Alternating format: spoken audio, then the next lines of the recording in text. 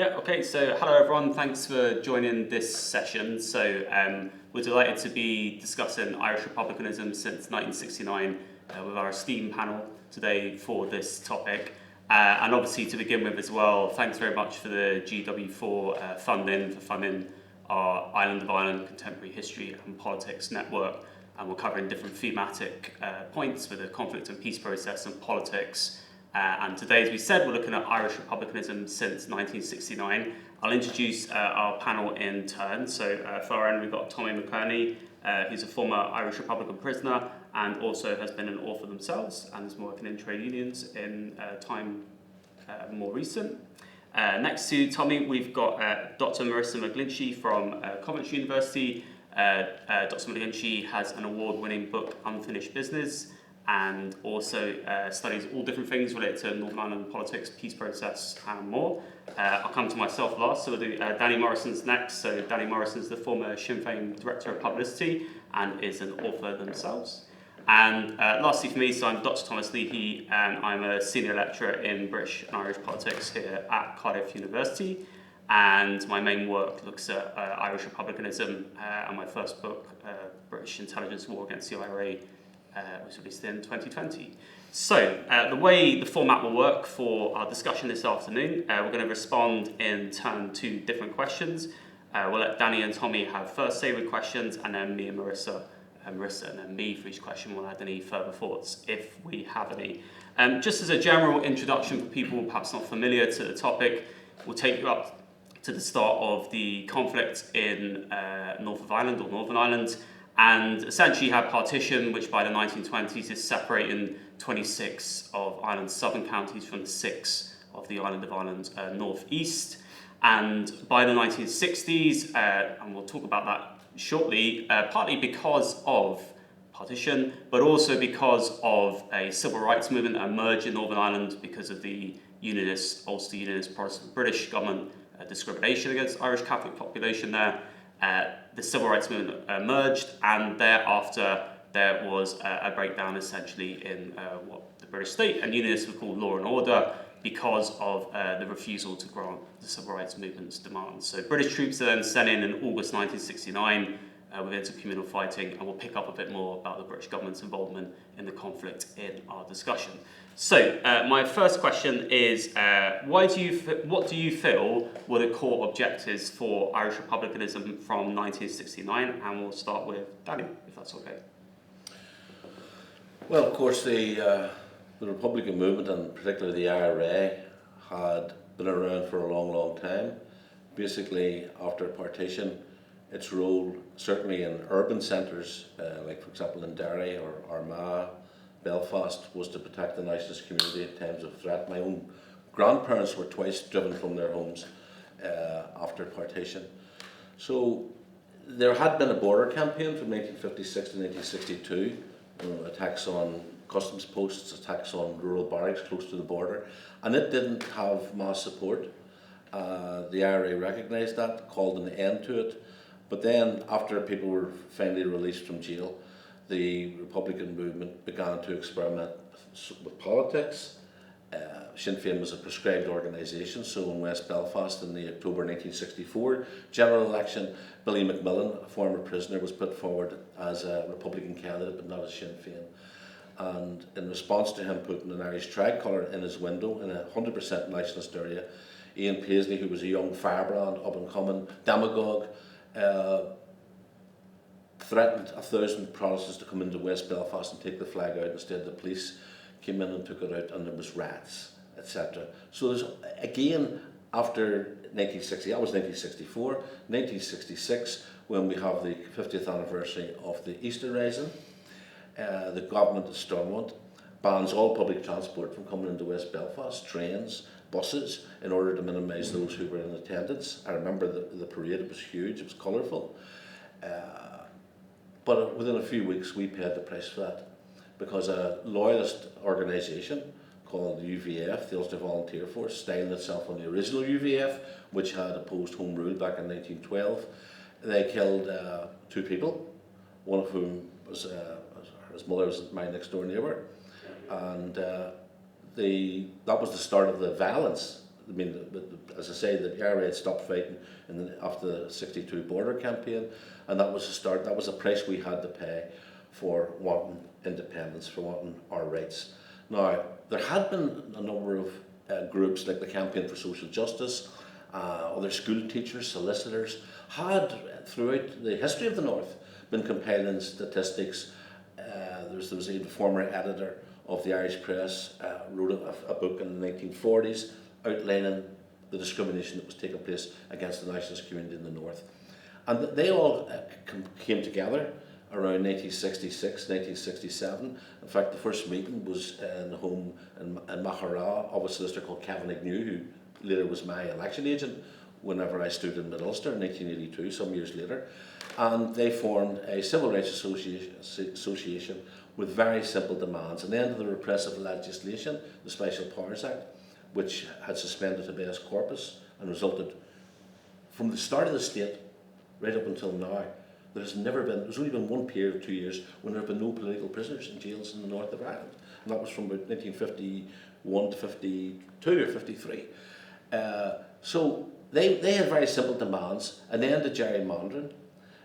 So you had, for example, for 50 years, Derry, which had a nationalist majority, they so drew up the borders that a unionist minority ruled Derry, ruled where houses were built, ruled where industry was located. And in other areas they had what was called the business vote. And because the unionist community, the Protestant community, was much more wealthy than the Catholic community and owned more shops, they got extra votes for the shops. Whereas if people who were of voting age, say 21 back then, lived at home with their parents because there was no houses for them, they didn't get a vote, but their mother and father got a vote. And this way it skewed the whole political process. You're talking about 250,000 people probably being disenfranchised. The demands were actually for British rights, because that's how it was framed. Let's go looking here for British rights. And the response of the Stormont government was repression. Similarly, there was a lot of bombs going off in 1969, for which the IRA was blamed, but it was loyalists who were behind it. And there is credible evidence that Ian Paisley was also involved in that. Inside the Republican movement, people were open to the idea of participating in politics, electoral politics. People were open to the idea of getting involved in civil rights campaigns for limited demands. But there was also a section within the IRA which was quite worried about the situation. So, for example, you had people saying, and I was slightly involved in this to the fringe as a listener, because I had an uncle who had been senior member of the IRA earlier and had been once sentenced to death. So I was able to listen to what was going on from different factions.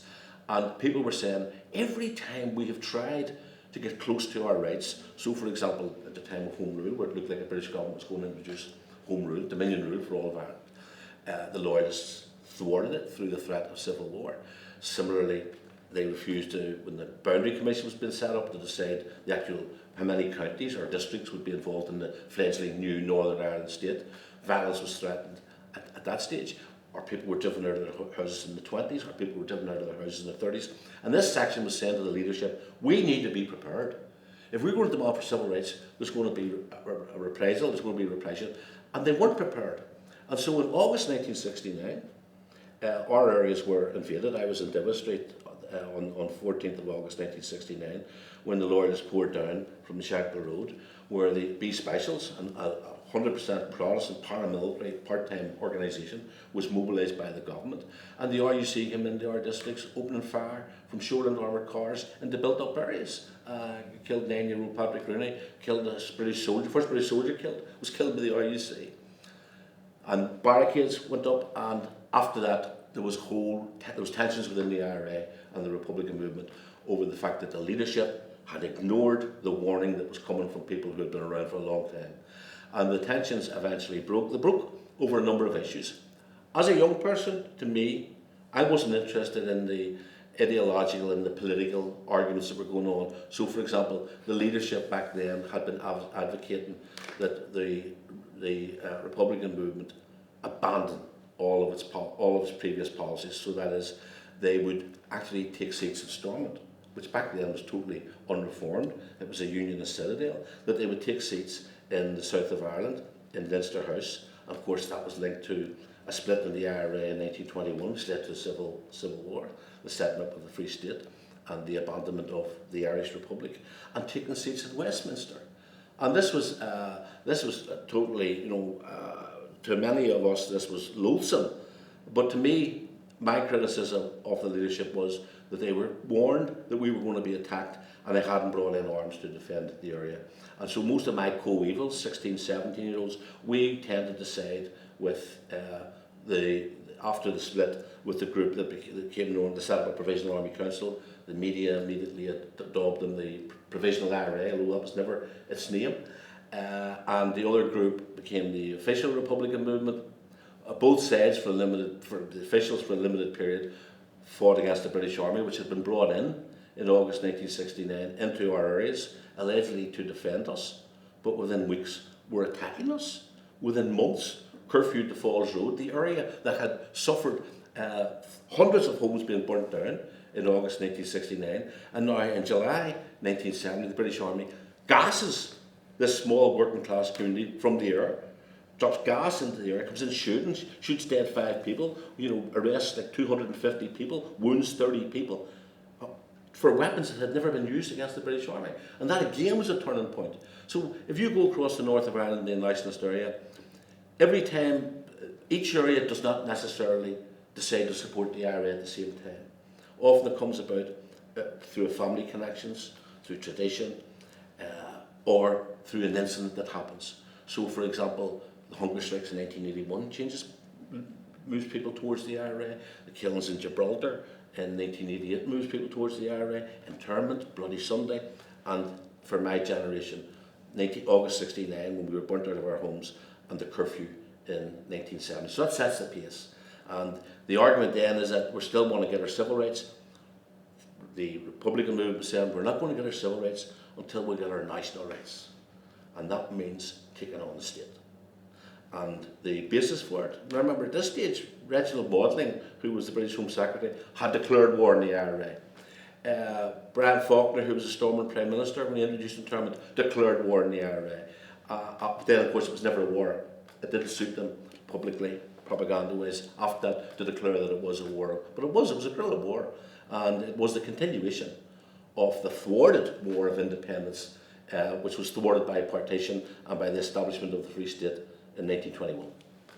Great, thanks so much, Danny, for your thoughts on that. We'll go to Tommy next. So the same question is, what do you feel were the core objectives for Irish Republicanism from 1969? Well, I think we've got to take what Danny has said into consideration, which is a very comprehensive outline of the background to the situation.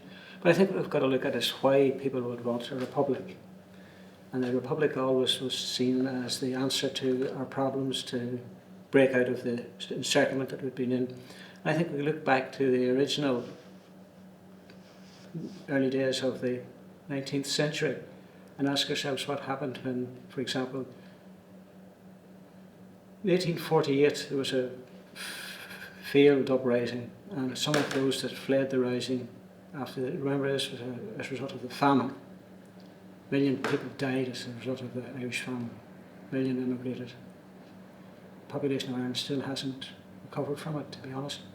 But a group who had taken part in the uprising fled to France, and there they met some of the French revolutionaries who told them that there had never been a famine in France since the end of the days of the French aristocracy, with the revolution in France. So what they said was, to break out of the famine situation, you have to break the aristocracy. To break the aristocracy, you have to set up a republic. You have to get rid of the monarchy. And to do that, you need a secret insurrectionary revolutionary movement. So 10 years later, these revolutionaries come back to Ireland and established that same underground movement. And they called it the Irish Republican Brotherhood. And the Irish Republican Brotherhood's armed wing became the Irish Republican Army, the IRA. But the objective was to address the underlying issues that had caused the famine, and caused the distress that had been in Ireland. And to do that, it was necessary to break out of the system that had existed at the time, set up a republic, an independent republic. Now, in the early days, for the most part of the 19th century, the republic that was sought was a peasants' republic, to address the underlying issue of land, need for land and access to land meant life because of what had happened through the famine. Later on, it became to establish the republic also included to bring in the working class. Now, if we move forward to the 1960s, the late 1960s, particularly for the Catholic working class, and we're using the word Catholic in terms of community rather than theologically, to break free from the cruel discrimination and repression. Keep in mind that the state of Northern Ireland had been based on repression from the word go. Danny has talked about his grandparents having been driven from their homes. Pogroms in the 1920s, pogroms in the 1930s. In 1969, whenever the attacks were made on Catholic areas in Belfast, one entire street, Bombay Street, just behind Clonard Monastery, was burnt to the ground. A young lad trying to help the people evacuated was shot dead. Many innocent civilian, Catholic civilians were shot by the RUC, not by loyalists, not by unionists, but by the RUC, the arm of the state. The first people to die in the, what we call the troubles, if we like to use that term, in the conflict, were killed by the RUC. The first two casualties were beaten to death with batons. Shot dead then, as we've talked about, a young 9-year-old child shot dead in his bed with an RUC. This was the state's armed police force attacked Catholic areas, machine-gunned residential flats, shot dead a 9-year-old sleeping in his bed, and an serving British soldier on home and leave. So to break that, it was necessary to establish a republic, to break connection not with only with England, but to establish a completely different system of administration and government. And for that reason, the republic became the objective, and that was the logic behind it. So to set that up, because nothing else, the state was totally irreformable, the state couldn't be moved. It took an armed insurrection, was deemed to be the only answer to end the nightmare that was faced. It wasn't just simply some sort of a aspiration, some sort of a distant aspiration that we wanted and loved to have a united Ireland. It was the necessity of having a different economic, social, political system that would guarantee the rights of people and protect people, which meant that it was more than just an aspiration for unity. The aspiration for unity was there, admittedly, but to end the nightmare that had been faced by the Catholic population in the 6 counties, it was necessary to break free from Britain, to break partition and establish a republic, and that was why the republic became so important, the new republic. Great, thanks very much for that, Tommy. And next up, Marisa, same question. What do you feel were the core objectives for Irish Republicanism from 1969? When I was listening to both Danny and Tommy, when I think of 69, I always think about the fact that the provisional IRA didn't emerge into a Republican vacuum. You know, as Danny and Tommy have both said, there were active Irish Republicans long before 1969, and so the events of 1969, which sparked things off, really brought together older Republicans who had been active for decades and decades, as well as new younger recruits and people that were, as Danny said, responding on the ground in a very real sense to things that were happening around them. So you talked there about Bombay Street. My family was one of the families that were burnt out of Clonard during that burning.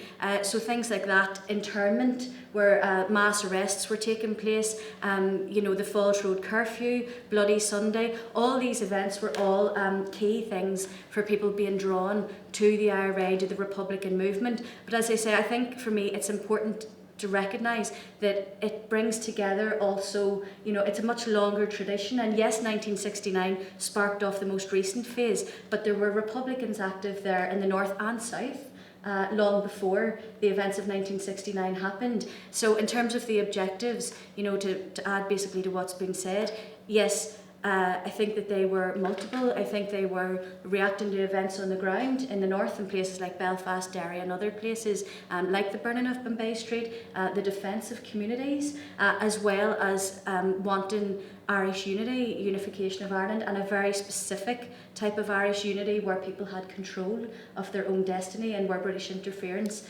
was removed from Ireland. And I think that's from 1969, all those objectives were brought together.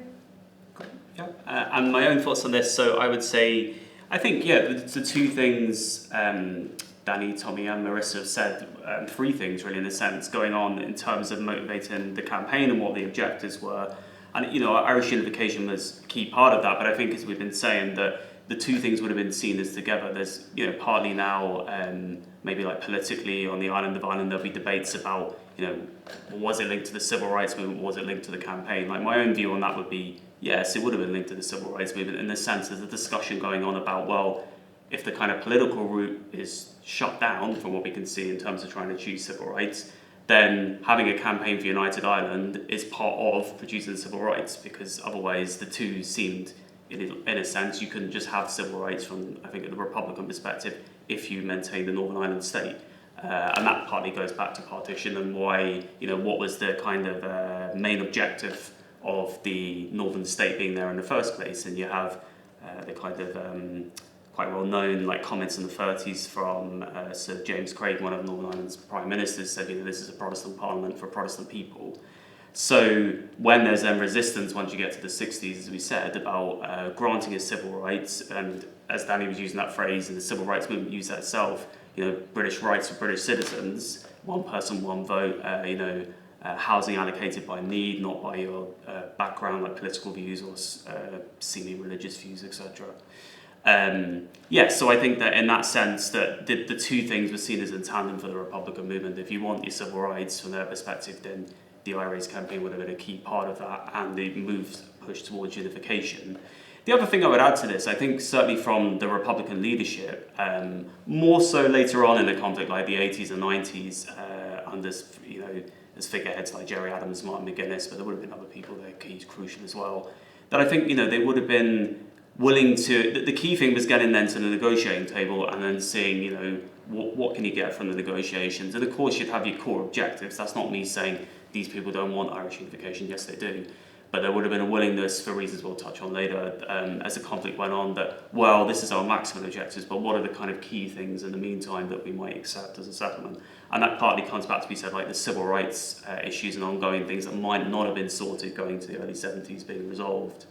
And Irish self-determination in some form being granted. And there would have been, of course, nationalism and republicanism, a debate about what form should that self-determination take. But there was a kind of general consensus that that was an issue that needed to be solved as part of the peace settlement, which you get later on. But I actually think from quite an early point, even in the early 70s, the Republican leadership at that point, so again, just to figure his Rory O'Gorman and Daithí O'Connell, they would have had different ideas, like the Éireann Nua plan in terms of if you had a United Ireland, you base it on 4 provinces. And even then, and my point with that is to show, and various academic work has showed this, that Republican movement wasn't just United Ireland from centralised Dublin government or would come under rule from Dublin and that's it.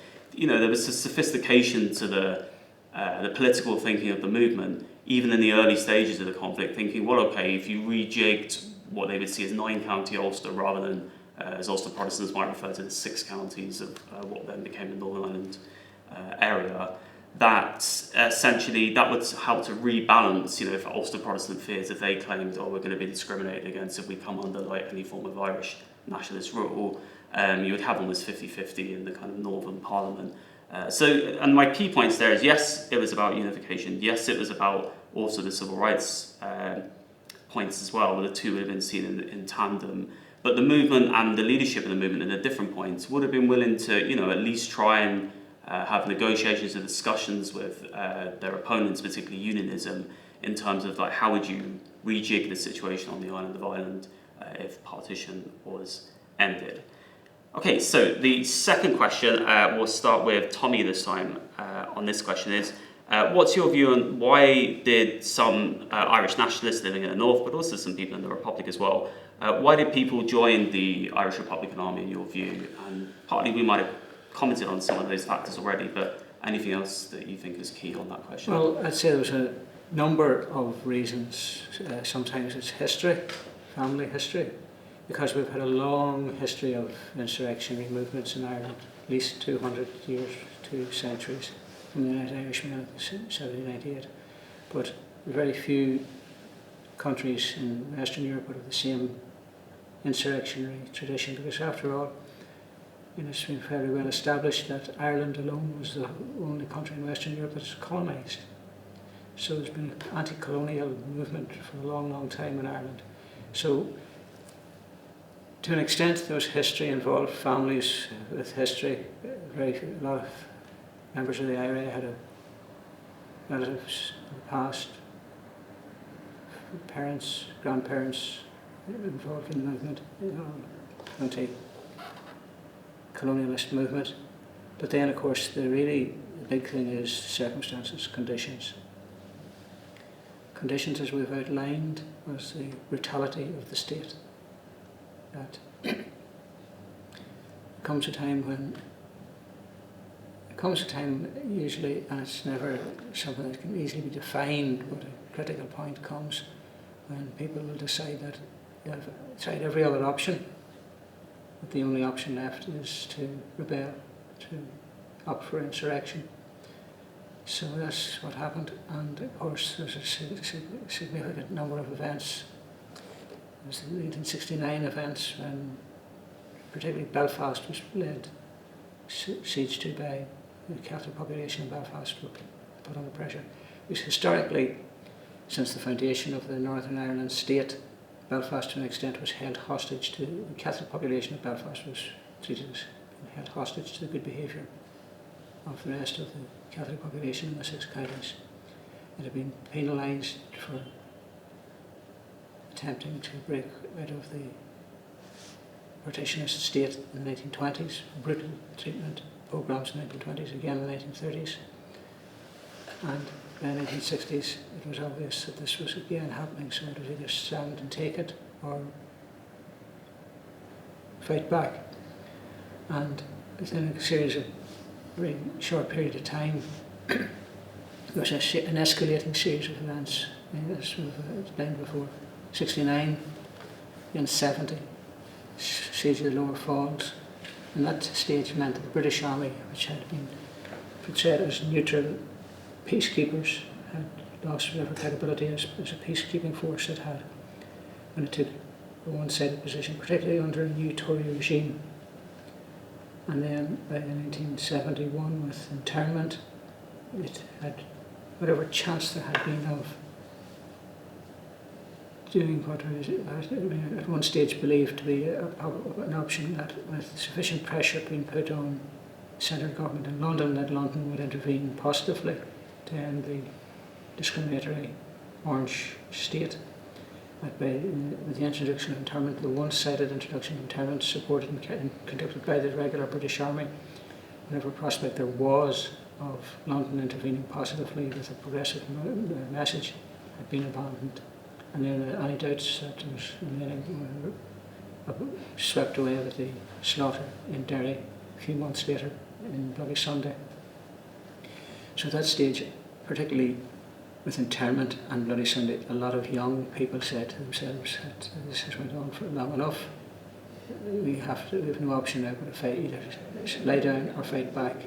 And for this occasion, and it's possible to say why fight back then rather than maybe in the 50s or the 30s or the 40s, but spark falls. Sometimes it's the saying that history, nothing changes for a century, and then a century happens within a few days, as Lenin himself said. And that was what happened in that period of time. And particularly working class members of the Catholic community who had borne the brunt of the repression and the discrimination and the mistreatment joined in very significant numbers within the IRA. But not only that, and sometimes we talk about membership of the IRA as if it was distinct from the community. The IRA would not have existed and survived for as long as it did, or waged the campaign it did without very significant wholehearted support from within the communities, and for that reason the communities contributed, and time will tell that it wasn't just the actual active volunteers, but it was the people behind them that really kept the campaign and insurrection in place. Because it was a community at war with the British state. It wasn't just a handful of volunteers or X number of volunteers, it was a community.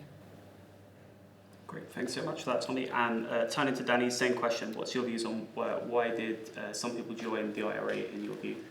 Just before I answer that question, I just want to go back to the background, to the re-emergence of the IRA as a mainstream force within the nationalist community. We don't know what would have happened had the Stormont Unionist government brought in one man, one vote prior to August 1969, or had they ended gerrymandering in Derry. There were concessions made, but each concession was made too late when the argument had changed course. So, for example, we had got a housing executive introduced in 1971. We had the Fair Employment Agency introduced in 1976. It took many, many years, using support from America, to bring in a change about working conditions where there can be no sectarian emblems and no attempt to put down people through the McBride principles. That was a big campaign as well. So, what we do know is this: if the Ulster Unionist government had signed a Good Friday Agreement at Easter 1969, not one person would have lost their life in the north. But it was their refusal, and later, whenever the DUP became the largest party representing the Unionist population, their reluctance and their refusal to accept any type of measures of equality or a level playing field that fed into the conflict. We actually saw this in John Hume, where John Hume, perhaps not too happy about the way he expressed it, but I think he was expressing something real when on the day after Bloody Sunday he turned around and says, it's a United Ireland or nothing. And by that reflected the fact that it was now much bigger. It was now about the British have no right to be here, and this has been the problem from day one, for 8 centuries. From when republicanism was set up in 1790, in the 1790s, from the country being split by Britain again against the wishes of all of the people in Ireland, both north and south, in the government of Ireland in 1820. So it had now become something fundamental. What Tommy was saying there about this, this is an anti-colonial situation. Britain is an imperial power. They created, from the original settler colonial situation, they created the Unionists, they pandered to the Unionists, they armed the Unionists, they financed the Unionists, they actually ultimately abused the Unionists because the mindset arose that they were supreme, they were supremacists, they can march through our area. They marched on the Falls Road. You weren't sure to march on the Falls Road when I was a youngster. And played God Save the Queen. We weren't allowed even to march into town on St Patrick's Day. It was illegal to fly the Union flag. Our music wasn't played on the radio. Our sports weren't covered by the BBC. There was the mountain of discrimination. It's only when you look at that you can then understand the fuel that was behind the armed struggle. I mean, for example, in Tyrone and Fermanagh, they originally, on the basis of the Boundary Commission, they should have been in the 28 counties. So when you consider the anger of that population up there, they were almost out of this sectarian configuration, and instead they were forced against their will into it. So I admire particularly people from the 26 counties who joined the IRA, because they didn't have the British soldier putting you up against the wall, humiliating you, beating you up, arresting you, bringing you into the barracks. All of that treatment that went on day after day after day, where you're afraid to walk down the street, you're afraid to come home from a dance at night because of what you would meet with the British Army, and yet large numbers of the people who formed the bombing campaign in England were from the 26 counties. Another young lad, Joseph McManus from Sligo, was killed in Fermanagh on active service in the 1990s. Those people, they made up a decision based on what they could see, not solely on the emotion that they had physically, personally experienced, and I greatly admire them. But in the north, it was regenerative.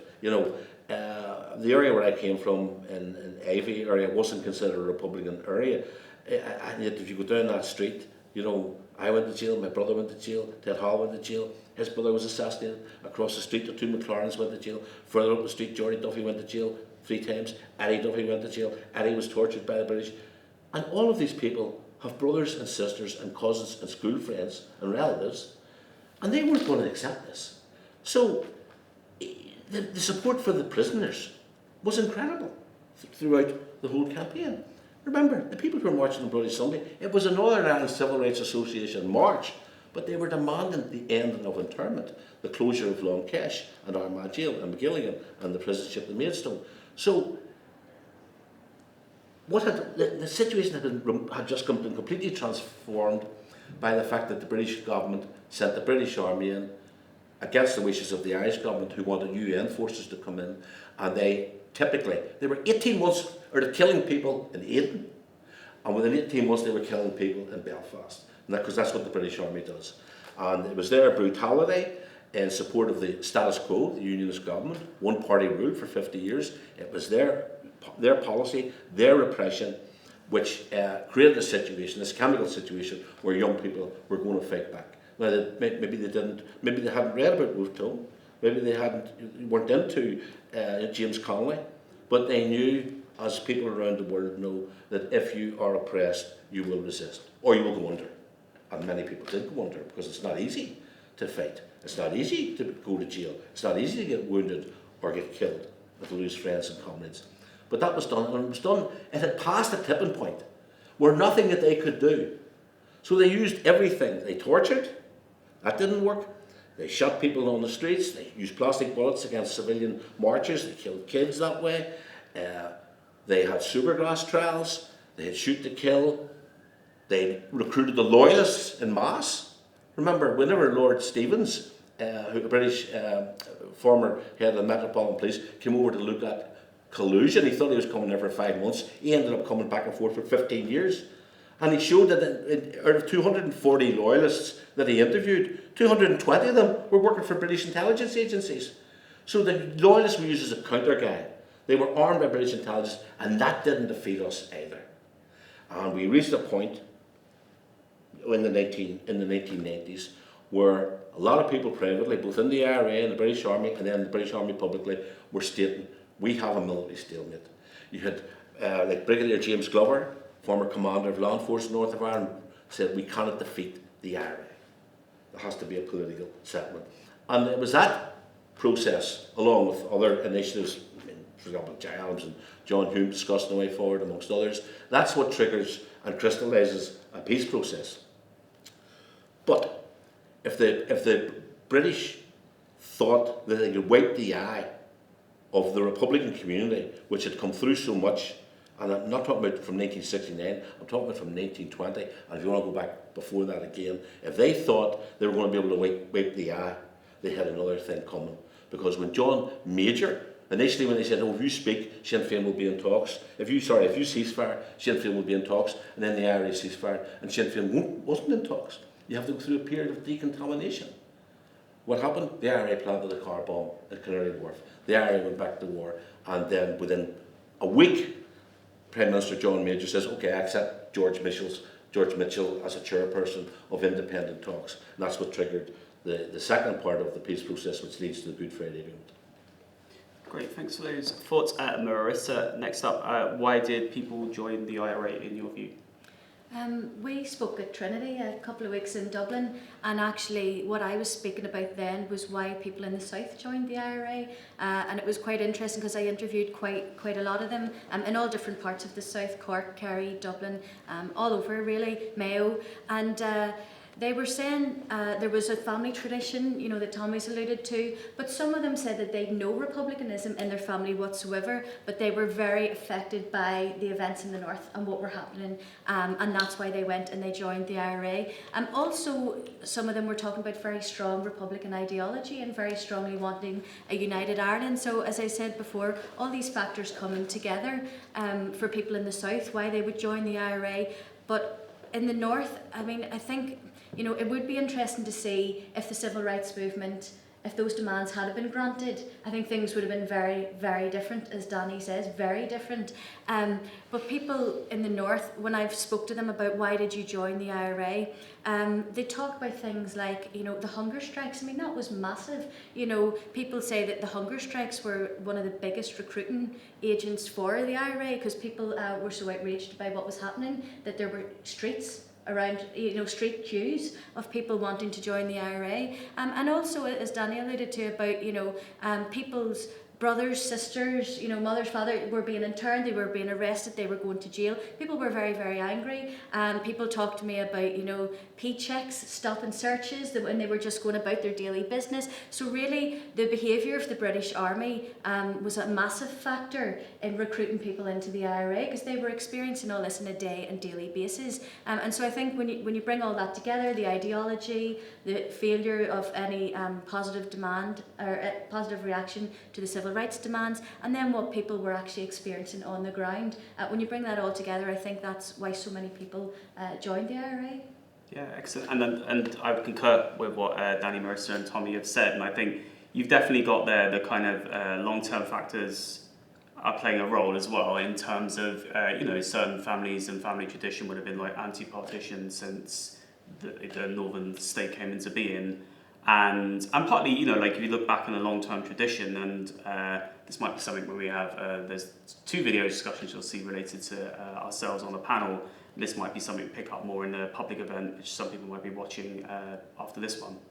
And, you know, there's a question like, why don't Sinn Fein take their seats in Westminster? Now, Danny's partly talked about that earlier, because partly it's a thing during the conflict, and prior to that also, since 1918, you don't want to seem to legitimise like British rule in on the island of Ireland. But actually, you know, important there when we talk about being like anger towards partition is the fact that an early precursor of the Sinn Fein party won the Westminster general election in 1918 for the island of Ireland, if you add up their seats compared to other parties.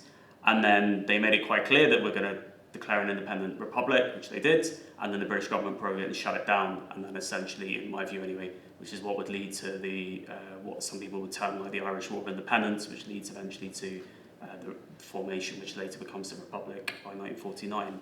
So the key point is, you know, that would be there for particular families and people joining the IRA. And I think the points we've been talking about, particularly living in the border, like County Tyrone and Fermanagh, I mean, they had nationalist, we could call it like Irish Catholic majorities at the time of partition. So there's a question, well, why are these then put into what was seen as like the British Protestant state? And so there'll be, you know, communal memory, if you want to call it that, that's still remaining by the time we get up to the 1960s from partition onwards. And I definitely agree that, you know, definitely once we then have the discrimination from the unionist state, which is going on from the 1920s onwards, that, you know, that's obviously going to, particularly when the civil rights movement is being, you know, if we can call it attempted moves off the street of the civil rights movement by the state, that obviously that's going to reactivate, you know, in particular family discussions in the sense that, well, hang on a minute, this is why potentially we can't get civil rights in the state. And obviously thereafter as well, once British forces come in, you add in another ingredient, which is the fact that we talked about various events there, the Falls Road curfew in Turnup without trial, which was, you know, to begin with, just essentially totally focused on the nationalist community. No loyalists were arrested initially at all. And things like Bloody Sunday, obviously, in 1972, 14 unarmed civilians were shot dead. And obviously afterwards, that was the kind of double insult with this for the nationalist communities, and the British government's official inquiry said, oh, it's the marchers' fault. It was their reason. They were, you know, threatening security forces, etc. So definitely, it's a combination of those things. And I think one other point I'd say on this is that point, because sometimes, certainly, you know, different academic writers, there'll be a question, well, how come there's other people who support the Social Democratic Labour Party, so the SDLP, who would see themselves like a constitutional party during the conflict, so why was there other nationalists who didn't get involved in the IRA and Sinn Fein? And I think, again, one of the key points we're talking about here, it depends where you were living, and it depends, particularly for working class areas of the cities, and specifically, you know, they would have borne the brunt of the security force behaviour at the beginning of the conflict and action. So I think that can partly explain, you know, why is that the case. And it partly then, you know, goes into this debate, discussion about was Republicans fighting for civil rights? And yes, the people who were joining it, that's how they saw it. They saw the two things would link together, and the start for them on the campaign. Right, so the next question, which is jumping forward a little bit in time, is about the peace process. So, and the question with this is, why did the Irish Republican Army the IRA and Sinn Fein accept the Good Friday Agreement in your view? We'll go with Danny with this one first. Well, you also referenced there, the SDLP existing and the SDLP did exist and had a monopoly on electoral representation of the nationalist community, because back in the 70s, certainly, whenever I was involved, the priority was armed struggle. It wasn't running for elections, and in fact, because of the complicated history of the Republican movement and the divisions that have occurred whenever you go political or constitutional, you go right back to the oath of allegiance to the British King in 1921, which is one of the objections put up against the treaty, when it should be our country is partitioned. But the Free Staters sold that argument because there's going to be a boundary commission and it'll render the northern state economically unviable, and then there'll be United Ireland, and that was bought. It was called a stepping stone to an Irish Republic. But there's all down the years, Fianna Fáil split from Sinn Fein in 1925 or 1926. There's splits in the 30s, there's splits in the 40s, political splits, to the extent that actually Brendan Behan joked about it. The writer and playwright Brendan Behan says, when there's a Republican meeting, the first item on the agenda is the split. Jokingly. But that is the case, and of course we split in 1969 because of different approaches to what the conflict was. The officials back then were arguing against history, that no, we unite the working classes together, and then we get them united, and then we get a united Ireland. And that was never going to be the case, because what you had was in the unionist working class was a privileged working class, a working class that had a stake in sectarianism and in the nature of the state. So that was never going to work. In coming forward politically, we decided, I remember 1977, I think it was Daithí O'Connell, myself, Jerry Adams just come out of jail, and we were talking about the future and future tactics and strategies, and the talk of taking part in elections was mentioned, because Bernadette McAliskey, or Bernadette Devlin, back in 1969 had been elected in Mid-Ulster. Prisoners had been elected, by the way, both in Fermanagh, South Tyrone, and in Mid-Ulster, and in Leitrim and in Roscommon in the 1950s. So there was a tradition of electoralism, well, abstentionism as well. So even where if we stood in a Westminster election, if we were elected, we wouldn't be taking a seat at Westminster, and I have very strong views on that. I just would not support any party taking seats in Westminster. What happened at Stormont was different kettle of fish, and Leinster House different kettle of fish. They are assemblies of the Irish people, not Westminster, which claims jurisdiction here, which I reject. So we had a situation where there was a long armed struggle fought. We thought it was going to be short. It was pretty intense in 1872. Remember, people sent little people before Christmas. By Christmas I was engaged to Long Cash, and it wasn't over, and it wasn't over the following year, and it went on for a very long time, to the extent that in the 1990s the IRA, through a series of rearmament, was in a position to probably fight on forever. Even with attrition rates, it could fight on because it was so heavily armed. I don't know whether the Republican movement could have comfortably negotiated and brought the base with it if it hadn't been the situation where they were negotiating or in a position of weakness. But as it is, from where I was in jail when the ceasefire was called, they were negotiating from a position of strength. Now, in the run-up to the peace talks, the problem was always going to be this. The Irish government and the SDLP, at this stage the SDLP, it's not until 2001 that Sinn Féin overtakes the SDLP in the north. So the SDLP sort of has the mandate for the nationalist community. And the big danger was that it was quite obvious that in negotiations, they would always, what your ambitious demands would be from a Republican point of view, would be circumscribed by their small-mindedness, their lack of imagination, by their conformity, by their constitutional mindset. And that was the same for the Dublin government, which would be acting out of its own self-interest. So it was a tough thing to buy into. I mean, Stormont to me was the symbol of my second-class citizenship. And I covered the negotiations. I was writing for The Guardian back then, and I covered the negotiations during the talks. But I saw the value in it. I saw the pragmatism in it. I saw that this was a way of disarming the state in its mindsets. I saw this as a way of communicating with unionists and we had been hostile to each other and killed each other. I saw this as a way of building relations, and eventually, if we were in a position of being in government in the south and government in the north, using the cross-border bodies and the All-Ireland bodies, which were there in the Good Friday Agreement, to build towards some sort of social economic harmonisation. Now, it's still a work in progress. To me, it's still an experiment, and it may not work, because all of the evidence is that there's no way can you reform to perfection the six-county state, that its foundations are rotten, that you're always, regardless of how generous and reconciliatory you want to be, or conciliatory you want to be, unionism is just not in a position to come along with you. Having said that, as a result, I work with lots of peace groups. I meet former IUC men, former British soldiers, loyalists. There's a really interesting development where a lot of, and particularly as a result of Brexit and the alienation that has produced amongst certain sections of the unionist community in the north. I know Protestants from the Newton Ards Cumber area, and they're going back and they're looking at, hold on a minute, our great-great-grandparents were part of the United Irishmen in 1798. How come we all end up 40 years later in the Orange Order, being right-wing and being hostile to the ideas of the French Revolution? You've got that is going on. I don't want to exaggerate it, but it's there. It's a phenomenon, and also it's much easier for unionists to square in their minds that they're going into United Ireland for social and economic reasons, and not that the IRA has bombed them into it. Much more easy for them to square that. So things are on the move. There's a lot of things happening. No one's getting killed, and that's good. The IRA leadership got its prisoners out of jail, which was exceptional. Remember the hunger strike. Like Tommy was on the first hunger strike, suffered years on the blanket protest, being humiliated.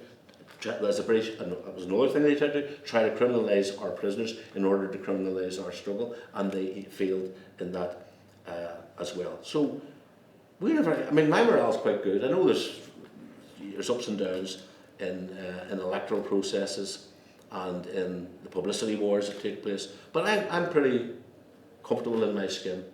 I know the direction of travel. Direction of travel isn't the union. It's strengthening the union. I don't feel a part of that. The direction of travel for many, many people, including many unionist people who are now having second thoughts about the link with Britain, is a new Ireland, a reconciled Ireland. And of course, I would prefer if it was a socialist republic, but I'm going to have to fight for that. That's another battle down the road. Okay, thanks very much for that, Danny.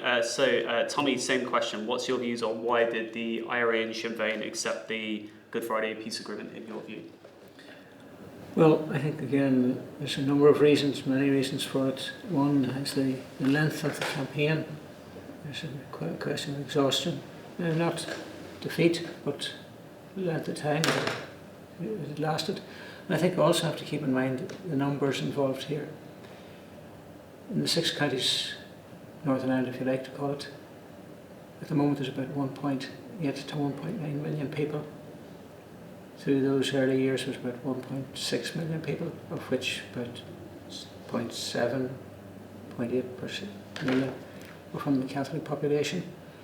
Largely the IRA was composed of working class people, small farmers, industrial workers.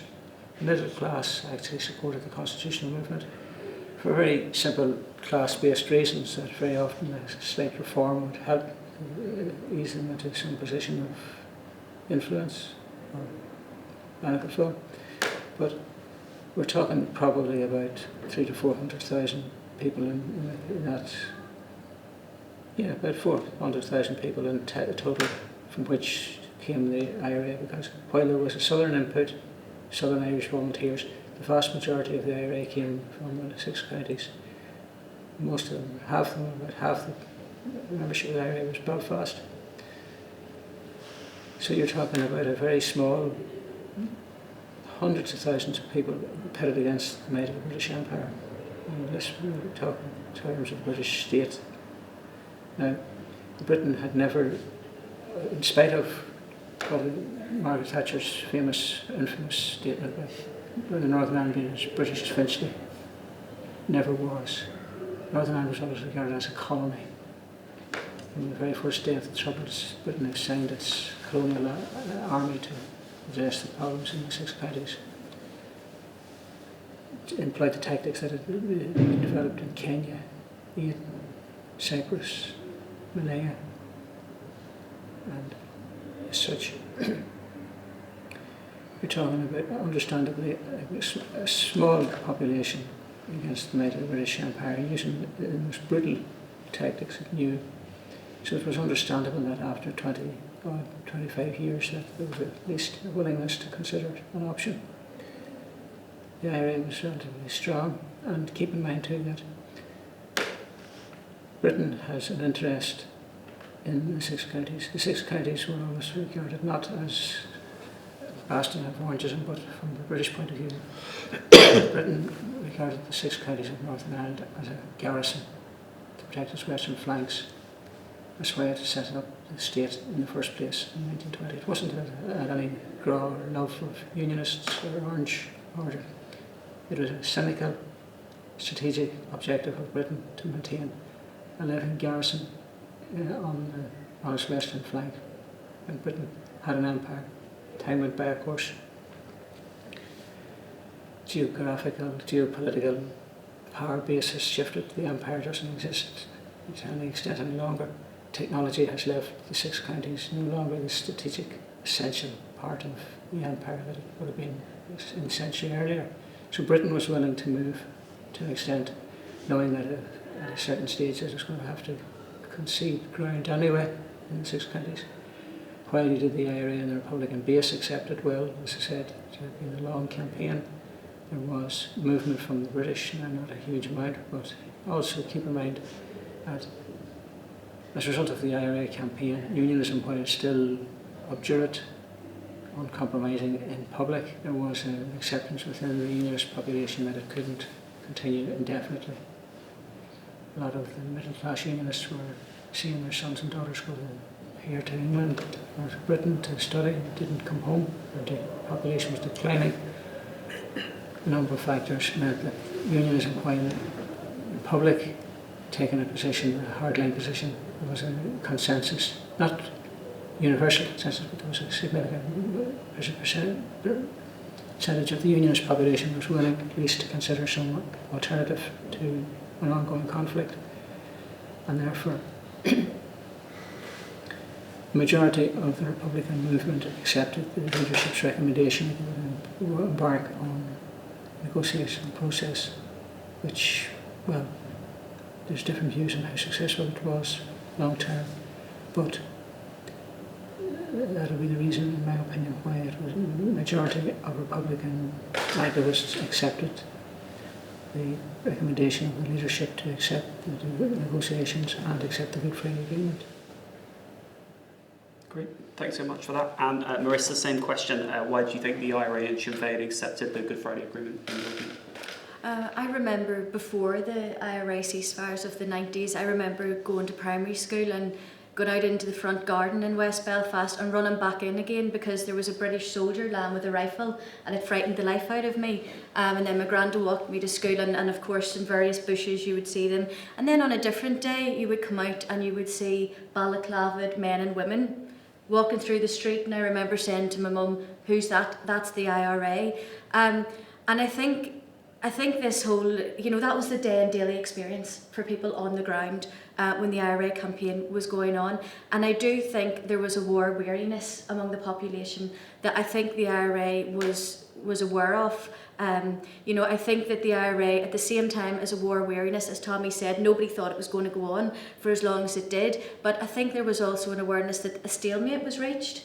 And as Danny said, you know, the IRA could continue fighting on, but how much more might they get for that, and what was the moral implication of that? So I think between the stalemate, the military stalemate that was reached between the IRA and the British Army, and the war weariness, I think that it produced this atmosphere, and also the talks, the political talks that were going on behind the scenes, that led to the Good Friday Agreement. I mean, the consent principle in the agreement, the main element of the Good Friday Agreement, it provided a way forward to pursue your aspiration of Irish unity non-violently. So the Good Friday Agreement, it wasn't about eradication of positions, it was about accommodation of positions. And I think that when you put those things all together, in my opinion, that's why the IRA saw, or the majority, as Tommy has said, saw that this was a non-violent way forward to still pursue the same objectives, but end in the long campaign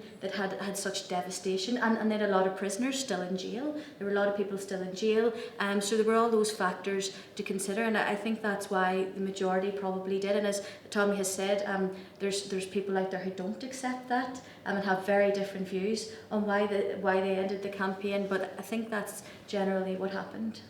Yeah, great, thanks very much.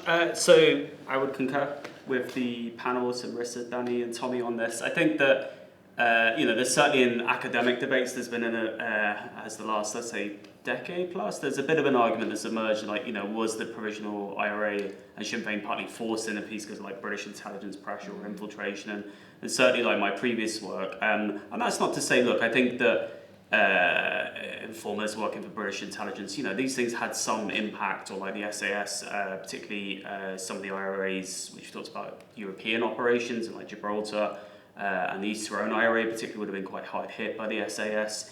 But I think if we look at it at a day-to-day level, these things have some difference, and the war weariness thing, that might have an element into that. But I think if we look overall, would those things have been important in pushing the IRA to peace? I don't really think so. And some of the reasons for that, certainly, like my own work would talk about. I think that in the city areas, Derry and Belfast, the IRA starts to adopt a cell structure after really by the mid to late 1970s. And so you have maybe 4 to 8 people per cell, roughly, and then that's not an exact number. And, yes, that wasn't foolproof. You're mixing people from different areas, maybe people with different ages. So the idea is you don't have a unit, which the IRA used to have in the early 70s, like your brigade, battalion, company structure, where, one person in the company becomes an informer, while the other 19, 20 people could potentially get locked up, and how do you work out who the informer is? So I think, that's not to say, as various authors have said, that system was foolproof, because it wasn't. But I do think it probably helped, particularly more in Belfast, for separate reasons for Derry, why the campaign wound down. I think that in Belfast, why the IRA, you see in the 1990s, it's coming back to like bombing bits of the city centre again. So it clearly has a durability, and we've talked about that partly here, like a persistence and able to continue its campaign. And I think the cell structure probably helps them to do that in terms of like filtering out people at times. Not foolproof, not perfect, but it had some effect on matters. I think then if we look at, say, like the rural areas for the IRA's campaign, again, we're probably, the exception of places like East Tyrone, which does get hit by the SAS various times after 1987 in particular. The IRA, particularly in places like South Armagh, to an extent, and I say rural areas, but smaller towns or areas, Armagh's a city, but nonetheless would have been a smaller unit in like North Mid Armagh. These units and British security forces and British archival documents that are coming out now say this, they are able to persist going into the 1990s. Again, different reasons for that. We've partly talked about that, like friends, family.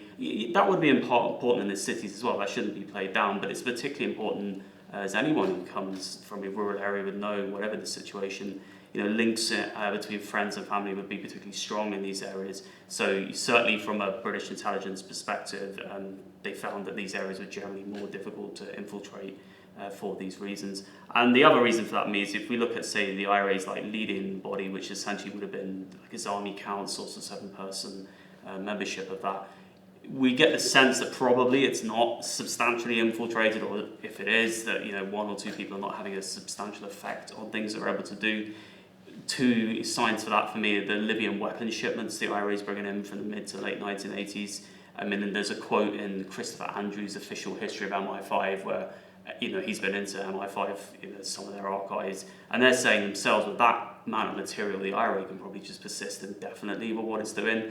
So there's a reflection in the UK intelligence services about that. Because of this, it's fighting this kind of small-scale campaign, which those type of weapons coming in would allow them to persist. The last one gets stopped, that is true. But if your aim is persistence, and there's a debate in that, in certainly the academic work, is were the IRA trying to persist from the late 1970s, or were they trying to escalate their campaign? My own view is that they would essentially try to persist, and if you're doing that, one shipment of weapons stopping is probably not going to be terminal to your campaign coming in. And the IRA's campaign in England, we've talked about that slightly as well, like in terms of Brighton bombing, trying to target Margaret Thatcher in 1984, Downing Street Mortars in 1991, John Major's government, various other bombings in London, Manchester bombing in 1996. And again, you'd expect those things would be stopped if there's significant infiltration, particularly at leadership level, of the IRA and Sinn Fein. So I think that in that sense they're able to persist. Totally agree with what the rest of the panel has said, but they're also in a political and armed stalemate at the same time with other forces. Yes, the IRA and Sinn Fein can keep going, but so can the opponents as well. And at this point during the conflict, they're winning a sizable minority in Northern nationalist vote, about 35 to 40% consecutively, but it isn't the majority. And if you want to advance things going forward, then you probably have to look at trying to increase the political support. And I think there's a decision made that, yeah, the IRA's campaign might have some ceiling effect on that in the north. The last point I'd say on that as well, in terms of concessions, and it comes back to a point we were talking about earlier, you know, from the 1993 Downing Street Declaration by the British government and the Irish government, which eventually then this part of it just goes into the 98 peace agreement, the self-determination that's put into that, you know, that is the first time the British government has officially said and publicly said it's for the people of the island of Ireland alone to decide whether there'll be unification on the island. Now, that's not saying, as for example, like Gerry Adams' own works say, that's not exactly what Republicans want, because it's on a separate but concurrent basis, I think the word is in the peace agreement, about how there'd be a future self-determination referendum. But nonetheless, it is still the British government conceding publicly there will be, you know, the Irish nationalist perspective that the whole island should have a say on self-determination is in the agreement. The compromise aspect is that the fact that the unionist interpretation of, well, the North needs a separate say on this is also written into it. And that comes back to the particular points we were saying about, you know, the compromise aspect for all sides, where no one's actually particularly, you know, winning, they can say, from the settlement and agreement. But nonetheless, I think that's quite, and Gerry Adams' own work says that, and I think there's a point in that it is a significant concession, because it's the, you know, technically the British government is saying that it, in hindsight, might not have had a right to partition that place in the first place, because you conceded the people in the future have a right to undo that.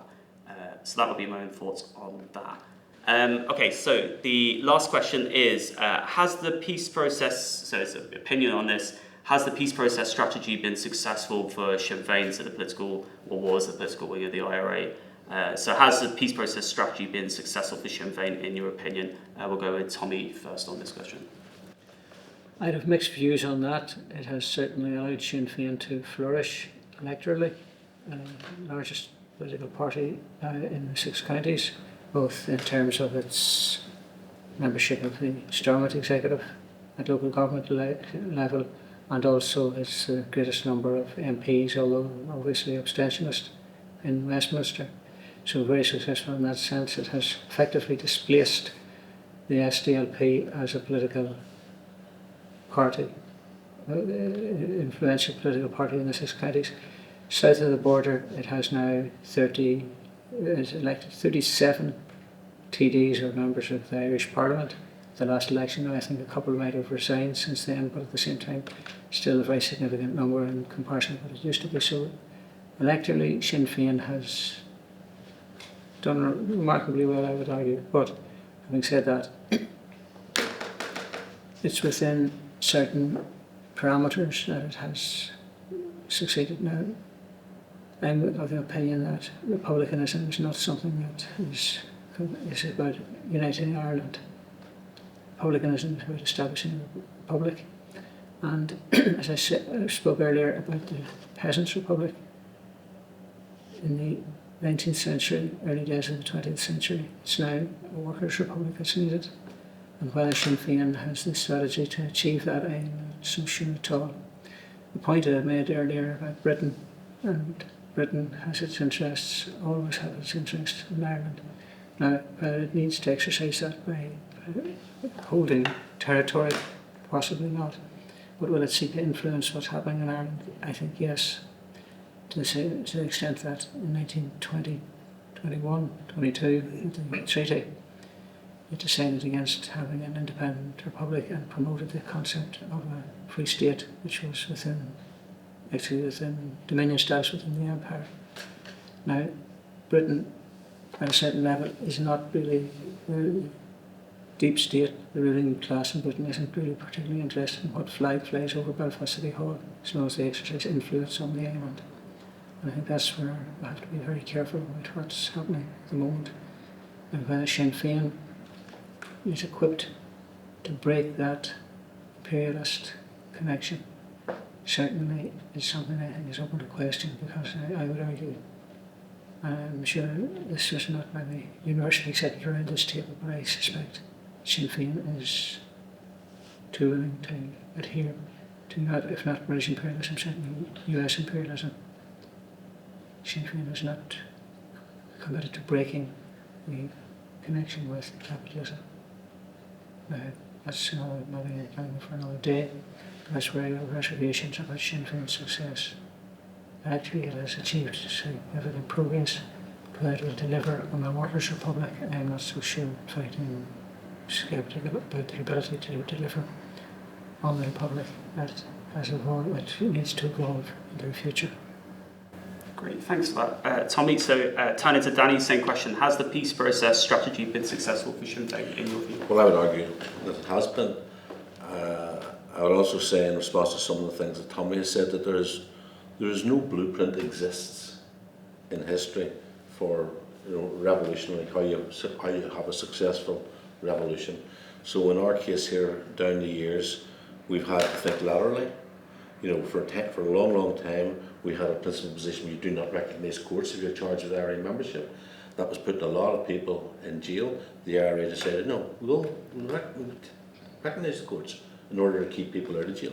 Similarly, they try to keep, the British government unions try to keep us out of the councils in the north by introducing an oath where you had to forswear the use of political violence. A lot of Republicans said, no, we can't take that there. I went to the meeting, I argued at the meeting, yes, we can. The IRA uses force, Brits use violence. Just by being, as cynical as that. Every time they put up an obstacle to you, you go through it, like a prisoner escaping from jail, you go through the wall, around the wall, under the wall, over the wall. You find a way of getting it to your objective. And this is a contingency about how we go about doing that. I don't see any other blueprint around, other plans which offer some degree of success. I know that we've raised the morale of the nationalist community right up there, that if you ask unionists, have they won the war? They will say no. They will say, if you listen to Gregory Campbell, for example, the DUP MP, the nationalists are getting everything and we're getting nothing, which is not true. We're just trying to create equality. So we are in a process of trying to bring about reunification. In the process, wherever you have power, at local government, in the Assembly, in the Leinster House, if you can redistribute wealth, because all that I'm concerned about is moving the wealth from there down to there. That's my political philosophy in a sentence.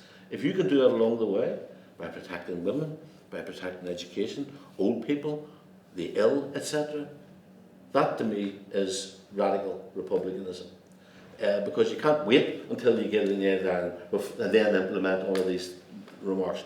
Along the way, you have to educate people, you have to convince people, you have to build support. And I think that the way it's been done now is probably the only way open to us. But however, if the British government was to come in again and try to treat me the way I was treated back in the 70s, well, then I would revert to being my 18, 19-year-old self. But I think we're going past that now. And I think they know that.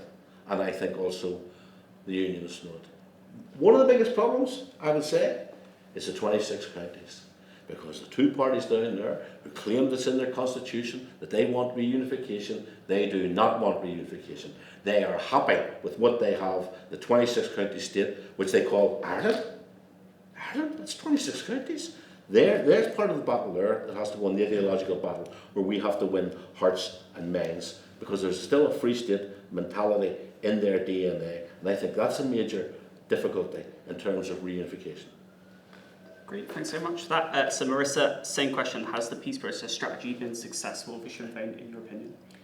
As a political party, massively so. I mean, we've talked about their electoral fortunes. Michelle O'Neill is now the First Minister in Northern Ireland. They hold the majority of support of the nationalist community across the north now. So, and they have substantial support in the south as well. So, as a political party, yeah, I think it's really paid dividends. I mean, I know that it's often put in academic debates that there was a glass ceiling on support for Sinn Féin whilst the IRA campaign was going on. Once the IRA ceasefires happened, it removed for many people an objection to voting for Sinn Féin, and so many former SDLP voters then switched their allegiance to Sinn Féin, and so it's paid off electorally in terms of that. Of course it has. I think in terms of has it been a success, I think Danny talked about the South and the big problem that there is there. I think the removal of Articles 2 and 3 from the Irish Constitution were a big issue, because the fact that the Irish Constitution claimed territory, claimed the territory of the North, I think that was a big, very, very important thing. And when that was removed, to me, that was a big problem, a big issue that happened. But it happened in tandem with the Good Friday Agreement.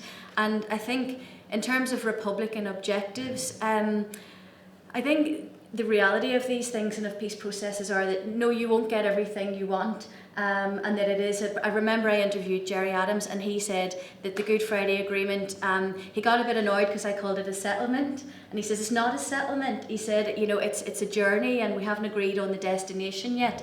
So we still have to see in terms of where we're going to go with this. But I do think in terms of achieving Republican objectives, there's obviously a lot of critics out there. And in my work, I've been interviewing many of them in terms of the Good Friday Agreement and what would be termed so-called dissident Republicans. I don't like that word. I don't find it useful or helpful. I know we've debated this in the past, Danny.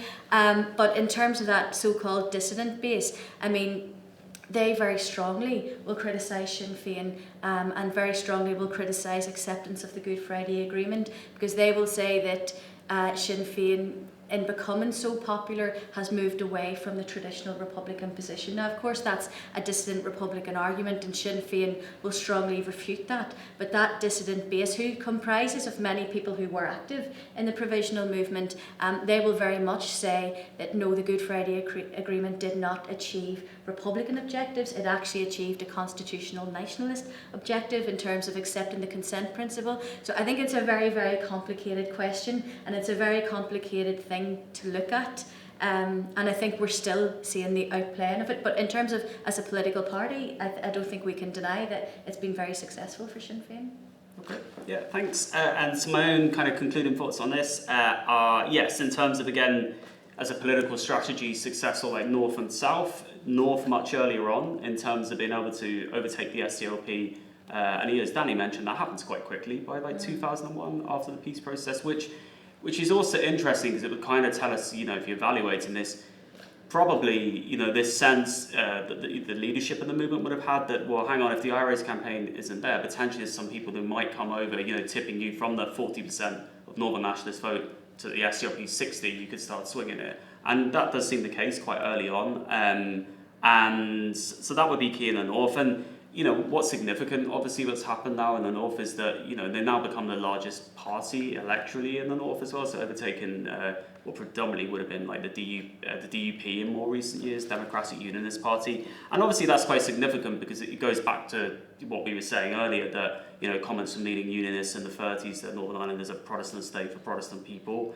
And, therefore that shows a change, certainly politically, that Sinn Féin are able to say is a sign of success, that hasn't been the case anymore there. In the Republic, I think the reasons are different in the Republic because the growth, the party does get TD elected in 1997, and its TDs are going up quite gradually up to about 2010, top of my head.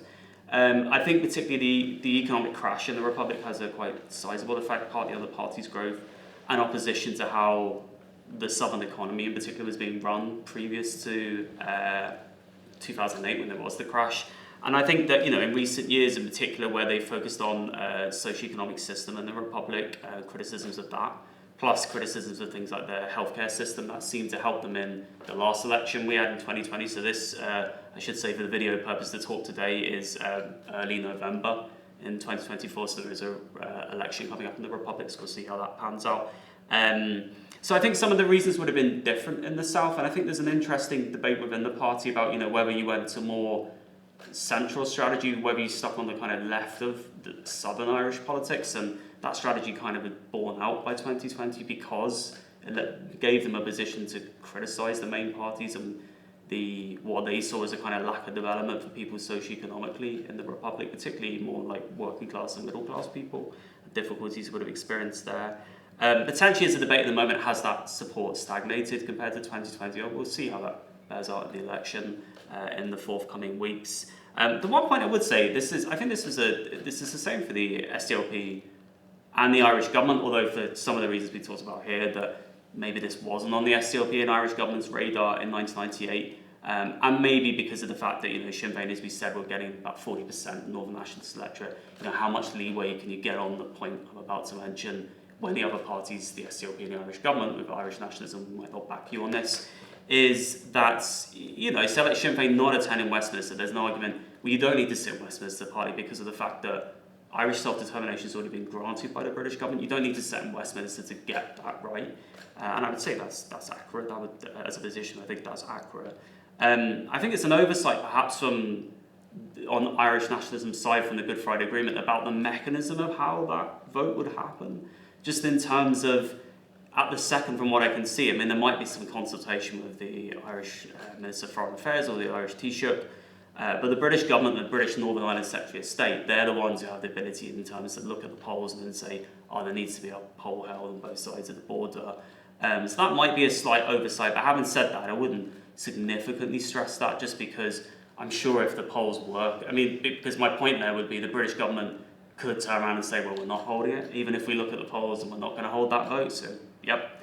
But I actually think probably with Labour governments that are in position, they probably wouldn't do that. I would generally probably feel the same with Conservative governments, although the more recent years, where they've upset some of their international partners with things like Brexit, I'm not sure necessarily that situation that could arise. But nonetheless, I think the British government would be under considerable pressure if the polls were clearly showing a preference north and south for Irish unification to hold that vote.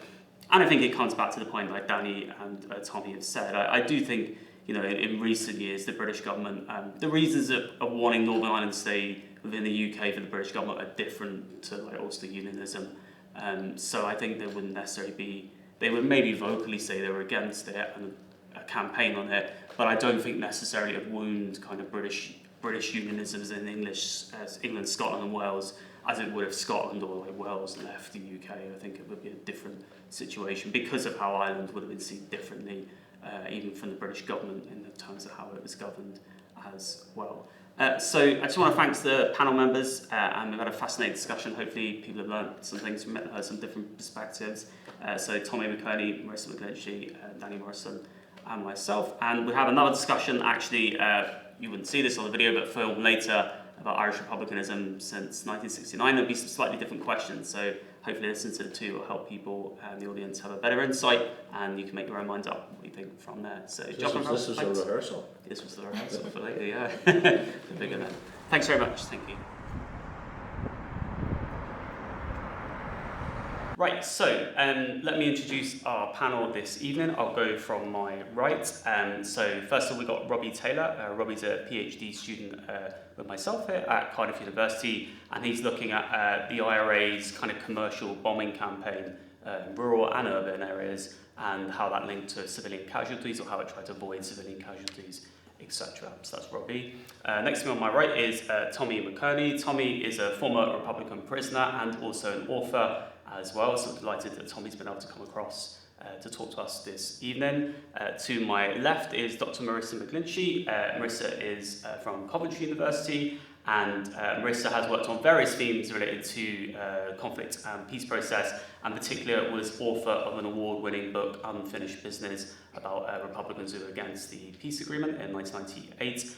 And at the end of the table, to my left again, is Danny Morrison. So Danny is the former Sinn Fein Director of Publicity and an author himself as well. And we're delighted that we've been able to get together as a panel and hopefully provide some interesting insights for you this evening on our topic.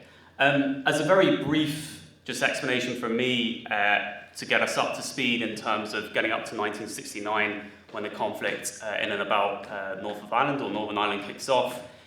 You get partition, which we might cover in a bit more detail in our first question in a minute, which happens essentially about 1920, 1922. The process happens to 26 counties of the island of Ireland later go on to form the Southern Irish State, or what becomes the Republic of Ireland from 1949.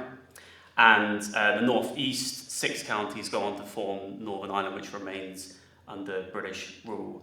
There's a civil rights movement that actually emerges by the 1960s in North Ireland or Northern Ireland, and that's primarily against what was seen as discrimination by the Ulster Unionist British Protestant government in Belfast that worked by majority rules. They're different from today when you have power sharing in Belfast. And so civil rights movement largely was the Irish Catholic or Irish nationalist population, because the discrimination aspect was largely against that part of the population, but there would have some Ulster Protestant people from background would have been part of that movement as well. And essentially, the Unionist government of Belfast generally resists the civil rights changes that wanted. So you get into communal clashes, if you want to call it that. And then British troops come in August 1969. And I won't spoil the story further from that for a second, because we'll partly cover it in some of our questions. Okay, so, and the way the questions will work, we'll let our 2 guest speakers speak, Tommy and Danny first, and then Robbie, Marisa, or me might make some comments thereafter with the questions. So the first question tonight is, why did the IRA form in the North from 1969, and why did it fight against British rule from 1969? So we'll go with Tommy first, and I'll pass in this mic. Thank you, Thomas. To get an idea of why there was a break from the IRA in 1969, I think it's important to think of the context in which it happened. One, we're talking about a situation in Ireland, in the north of Ireland, for the previous 50 years before 69, when there had been systemic discrimination done in order to solidify support for the Unionist position. The fact is that in 1907 there had been a general strike in Belfast which gained what we would now call cross-community support to the alarm of the pro-union people in Belfast and what it would describe as management and capitalist class in Belfast at the time. 1919, again, same thing happened. Strike action. So as a result of that, there was fear within unionism that unless they rewarded what we would call the Protestant working class with privilege, not greatly leaving the wealthy, but what we call relative privilege in terms of employment, access to housing, access to cultural rights. And this was reinforced by a very heavy-handed approach from the state's forces, Royal Ulster Constabulary and its reserve forces by specialists. And when in 1969 or 68 to be exact, civil rights movement began asking for what was actually known as seeing British rights for British citizens, as we would describe at the time, still would be possibly. The Unionist state and its entirety resisted any reform, any change, any removal of discriminatory practices. And this seemed to be under pressure. State, Northern Ireland, the state resorted to what was common practice, brutal suppression of the civil rights movement. And keep in mind that this happened in the first time that the state had responded with brutal force. When the state of Northern Ireland was established in 1921, there had been widespread pogroms in Belfast. Many people were shot, killed, houses burned. In fact, The entire Catholic workforce in the shipyard, 7,500 have been expelled for their employment. 20,000 Catholic families find themselves out of their homes. So this came about in 1969 as the state responded with its usual brutal viciousness. And we're not talking about just simply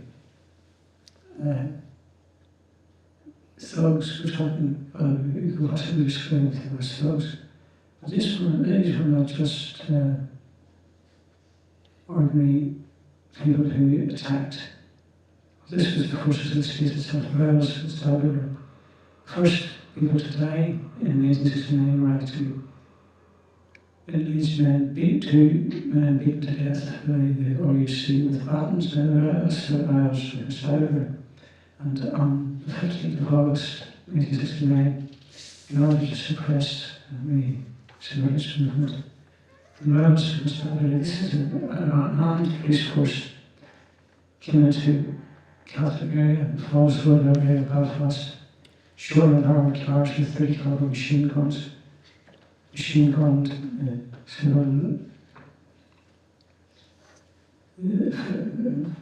flats area, Davis Flats, shot dead a young boy, 9-year-old, sleeping in his bed, and caused him through the wall, and also a British soldier home on leave from Germany. The first British soldier to die from communists in the period of conflict in the north of Ireland was shot by rebels in Scotland. So, because there was obvious fear, terror, entire street in Catholic area of the Falls Road, Bombay Street was burnt by unionist bigots. In his case, a young lad, 14 years of age, attempting to help inhabitants directly, was shot dead. There was a need, seen clearly need for defence.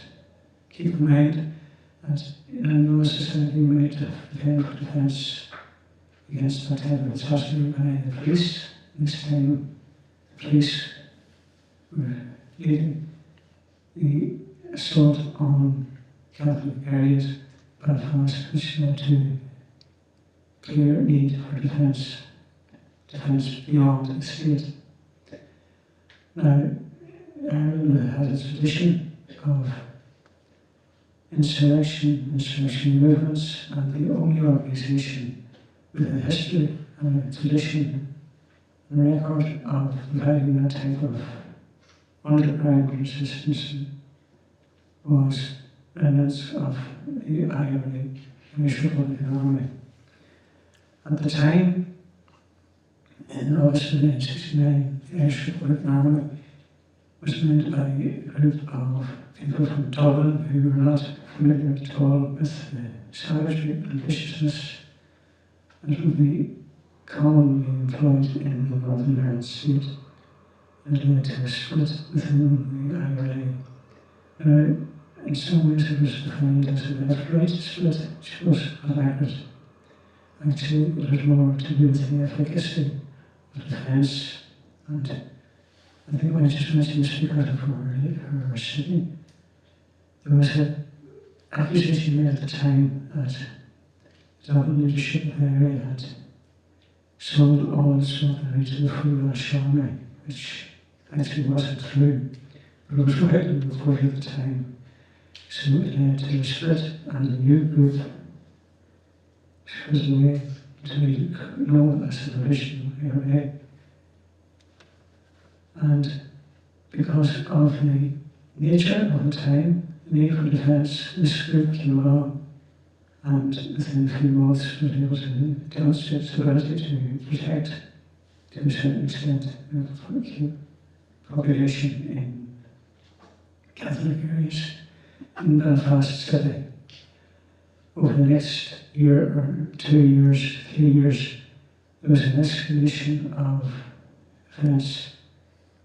British Army had been committed regular army committed in 69, but by mid-1970 it had lost its capability as for impartiality when it failed to protect a particular area known as the Short Strand, where Catholic people were under attack. And following that, a couple of weeks later, in order to remove defensive weaponry from the lower falls, the British Army surrounded the lower falls area of Belfast, shot dead 4 people in the area, and searched houses in what was going on as a curfew. A year later, the British central government in London authorised international contaminated travel, which was totally one-sided, with the week from the loyalist Protestant unionist community arrested and detained in the initial stages of the massive assault. The significance of that was that for creation of we believe that possibly the central government in London had overruled the Stormont regime and its systemic discrimination and employment of brutality. The presidency in London was definitely partial in the situation in 6 counties of Northern Ireland. And shortly internal was introduced in August of 1971, and a few months later, in January of 1972, the British Army engaged in what became known as British relief and shot dead 14 people, civilians, demonstrating against the process of brutality of the trial, at which stage it meant that there was no possibility of reconciling the situation, and the IRA expanded dramatically in the aftermath of those 2 incidents and continued in operation for the following 20 years. Great, thanks very much, Tommy. Same question to Danny. Why did the IRA form and fight against British rule in the North from 1969, in your view? Thank you, Thomas, and thank you for coming along tonight. To understand why the IRA arrived back on the scene again post-1969 in the north of Ireland, you need to spend a quick 1 or 2 minutes just looking back. England, then later Britain, has been interfering in our affairs for 800 years. They were able to conquer most of Ireland, but the most rebellious part of Ireland was Ulster in the northeast. And in order to defeat the Irish there, they introduced settler colonialism. So their soldiers that came from England and from Scotland, the Irish were dispossessed and their lands were handed over to these interlopers who were rewarded for their militarism, for killing people, for dispossessing people. And of course there was always resistance to that. So that's how, and by the way, my name is Morrison, so I come from Scottish Presbyterian stock. Somewhere along the line, 100, 200 years ago, my forebears were part of this colonisation process. So we have a situation where there's large, in the north of Ireland, large numbers of settlers, and who later come to be called unionists. They're not called unionists at this point in time, and they have no problem with a united Ireland as long as they are in control of it. And they do control it. They control it through their landlords, they control it through the administration in Dublin Castle. Catholics were not allowed to vote. I'm talking about in all of Ireland. There was a whole campaign for Catholic emancipation. Eventually it was granted. But there has always been two strands running through native Irish people's reaction to England's interference, England's occupation of our country. One has been a peaceful process where if the argument is made that we can achieve real change and progress through peaceful constitutional means, we will do it. And there were others who were sceptical of that process. And the ones who were sceptical, going back 200 years, 300 years, they formed the tradition of republicanism. That England has no right to be in Ireland. They will not move unless you force them out. So throughout the 19th century, we had the Irish Parliamentary Party, represented in Westminster, who were telling Republicans, we can get home rule. And by the way, this wasn't independence, this was devolution, same as you have here in Wales. We can get devolution. And they went into the House of Commons and they spent decade upon decade. And over the period of 30 years, they passed 3 home rule bills. So it looked like democratically Ireland was going to get a measure of devolution. But sections of the British Army, the Tories in England, and the Unionists now gathered around, concentrated in the north of Ireland and said, we will not have that. We will oppose devolution. We will oppose democracy in Ireland. And if it's introduced, we will fight. And we will fight the British Army. This is Unionists speaking. That was the UVF in 1912. So when we peacefully tried to bring about change and democratic change, it was thwarted by loyalists who were armed from Germany before the First World War and supported by the British Army.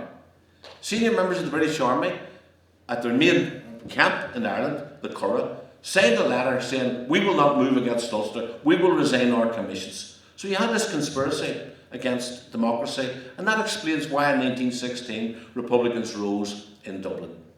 So that eventually emerged into an armed struggle, a war of independence. After the First World War, there was an election in December 1918, and Sinn Fein won 73% of the vote, the seats in Ireland. They declared a republic, they set up a parliament, which Britain immediately declared illegal, shot dead its elected representatives, interned others.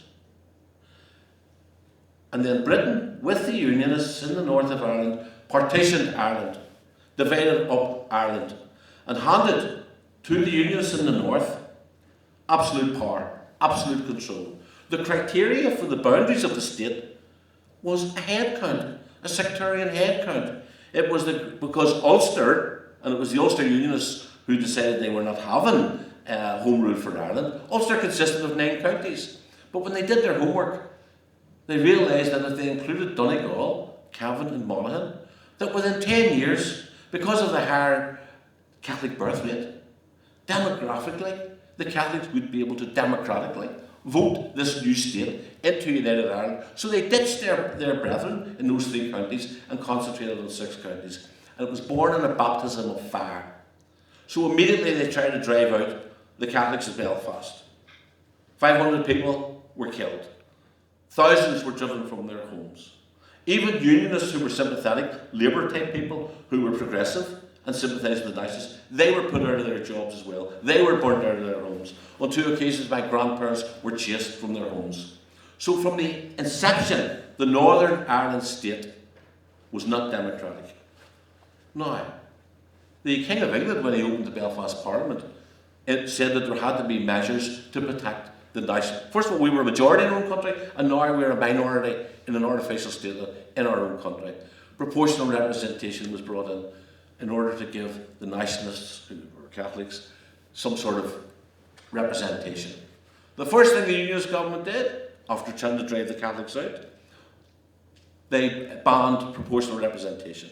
The next thing they did was every area that had a nationalist majority, they redrew the boundaries, they gerrymandered. So that an area like Derry, which had a 2/3 majority nationalists, the 1/3 Unionist minority, got elected more councillors to the council. And for 50 years, they decided where houses were built, where industry went. Not only was that not enough for them, but they then introduced what was called the businessman vote. So, for example, because Unionists tended to be more prosperous than nationalists, they tended to own most of the shops. So in the shops, every shop that they owned, they got 2 votes. But in a Catholic family, where say the mother and father and 4 children who were of voting age, the children were given a vote.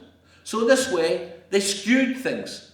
In this way, they ensured, because there was no houses built for nationalists, because there was no jobs given to nationalists, they ensured that despite the fact that we were minority, we made up a majority, 66% of those who immigrated, who went to Australia, went to England, went to North America, went to Canada.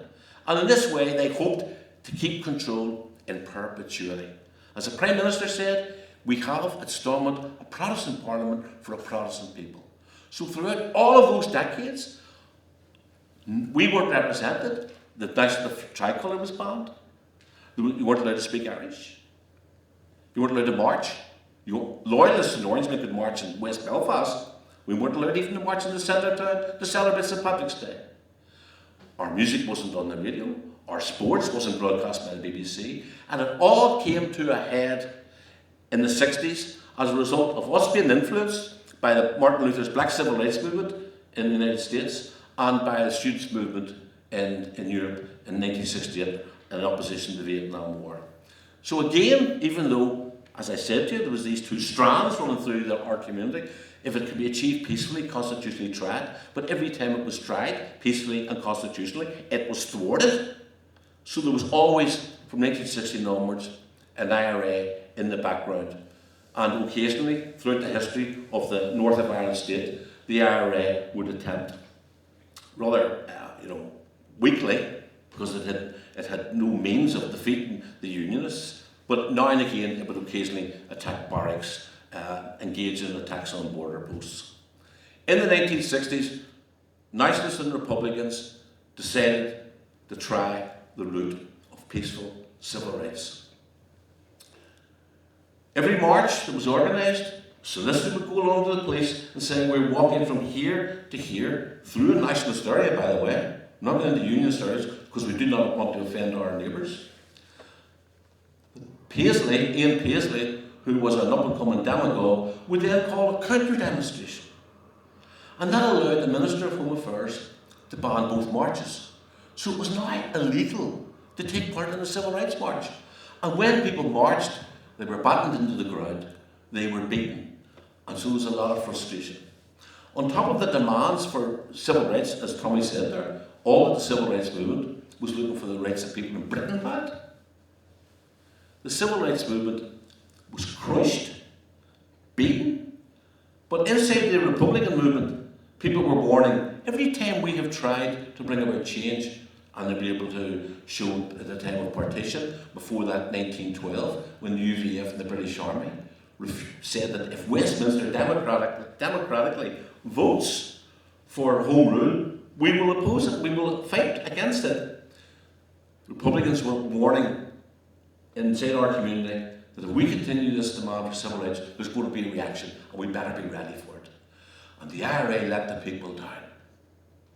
The IRA that existed, the leadership back in 68 and 69, despite being warned, this was going to be a reaction, they did not prepare to defend nationalist communities. And so on the 14th of August 1969, the RUC and the Loyalists invaded our areas, burnt thousands of people out of their homes, killed a number of people across Belfast. The Irish government went to the United Nations and were looking for the intervention of UN forces. And Britain did not want it internationalised, so they rushed in the British Army. British Army, which had 18 months earlier been killing people in Yemen, within a few months was killing people in Belfast, long before the IRA fired the first shot. So in 1969, we put up barricades to defend ourselves. British Army came in. We welcomed them because we weren't armed. But in behind the barricades, a new IRA was being rebuilt. At this stage, it was only being built for defensive purposes, in case the area was attacked. The area that had suffered the most in the pogroms of August 1969, the Falls Road, where people had been burnt out of their houses, people had been shot dead in their homes by the state police, by the RUC. And by the way, there's never an inquiry. There's never a call for justice. And in fact, according to the media, according to the British government, violence doesn't begin until the IRA starts shooting, years later. So in June 1970, the British Army surrounds the Falls Road and it gasses the people. From helicopters, it fires CS gas into the Falls Road. They shoot dead 5 people, they wound about 30 others, they arrest 300 people. The first journalist to be killed in the Troubles is a Polish photographer from London whom the British Army shoot dead at the Falls Road. But you wouldn't know that from the propaganda in the British press that you read about the conflict. So in response to this violence, Republicans started to argue, we are not going to get our civil rights until we get our national rights. And we're not going to get our national rights until we remove Britain from its interference in our country. And that has always been the problem. The way they created unionism, the settler colonial community, the way they armed it, financed it, divided Ireland for it, in order to control this little piece of territory. And it is an injustice. If there is a way of resolving it peacefully, particularly with constitutional change, fair enough. But that has never been the case. And so the British government and British forces were the biggest cause of violence in the north of Ireland. And the IRA's response to that, in turn, was an arms struggle. Now, of course, it was not, in terms of what the IRA did, it was unconscionable things happened. In Birmingham, where it planted bombs, 22 people were killed in one night. And that's what happens in terms of conflict. But to understand why the IRA came back upon the scene in 1969, just study the sequence of events. And you will see that it was the British government supporting sectarian rule in the north of Ireland against my community, which was the cause, ultimately the cause of the conflict, and wasn't resolved until 1998, when the British government finally was forced to negotiate with Irish Republicans. Thanks very much, Danny. Same question to Marisa again. So why did the IRA form and fight against British rule in north of Ireland from 1969? Thanks, Thomas. Yeah, I mean, both Danny and Tommy have talked about the civil rights movement and their demands, and they were very, very reasonable demands, as Danny said. People were if Catholics are being told that they're equal British citizens within the UK, then they're demanding the same rights. They're demanding their civil rights around housing, jobs, and other areas of discrimination. And so there's a massive what-if question in terms of the civil rights demands, and if they had have been granted, if they had have been met, I think history would be quite different now. And so I think the violent suppression of the civil rights movement and the very reasonable demands for equality, the suppression of that really led to a lot of unrest and anger, and that then eventually led to people joining the Republican movement or the IRA.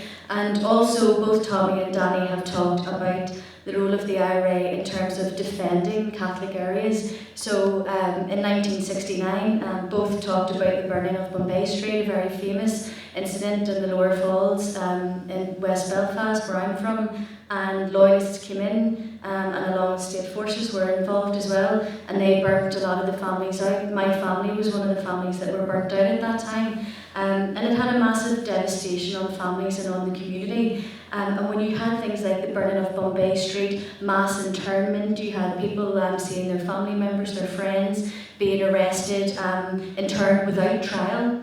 That was happening on a mass scale. Then you had things like the Ballymurphy massacre. We hear a lot about Bloody Sunday, and rightly so. There was also the Ballymurphy massacre that involved the same parachute regiment that was in Bloody Sunday.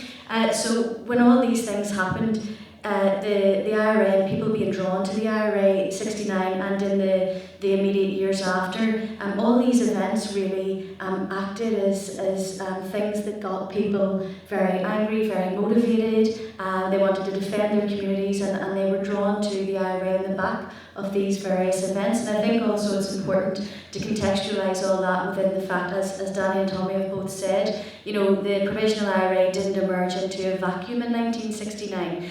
The IRA has been there for a very long time, and with periods of high activity and low activity. And I think the things we've been talking about explain why it re-emerged, why it reignited again in 1969. But it's important to point out that there were members of the IRA that were already there and that came together in the north and the south with younger and newer recruits in 1969.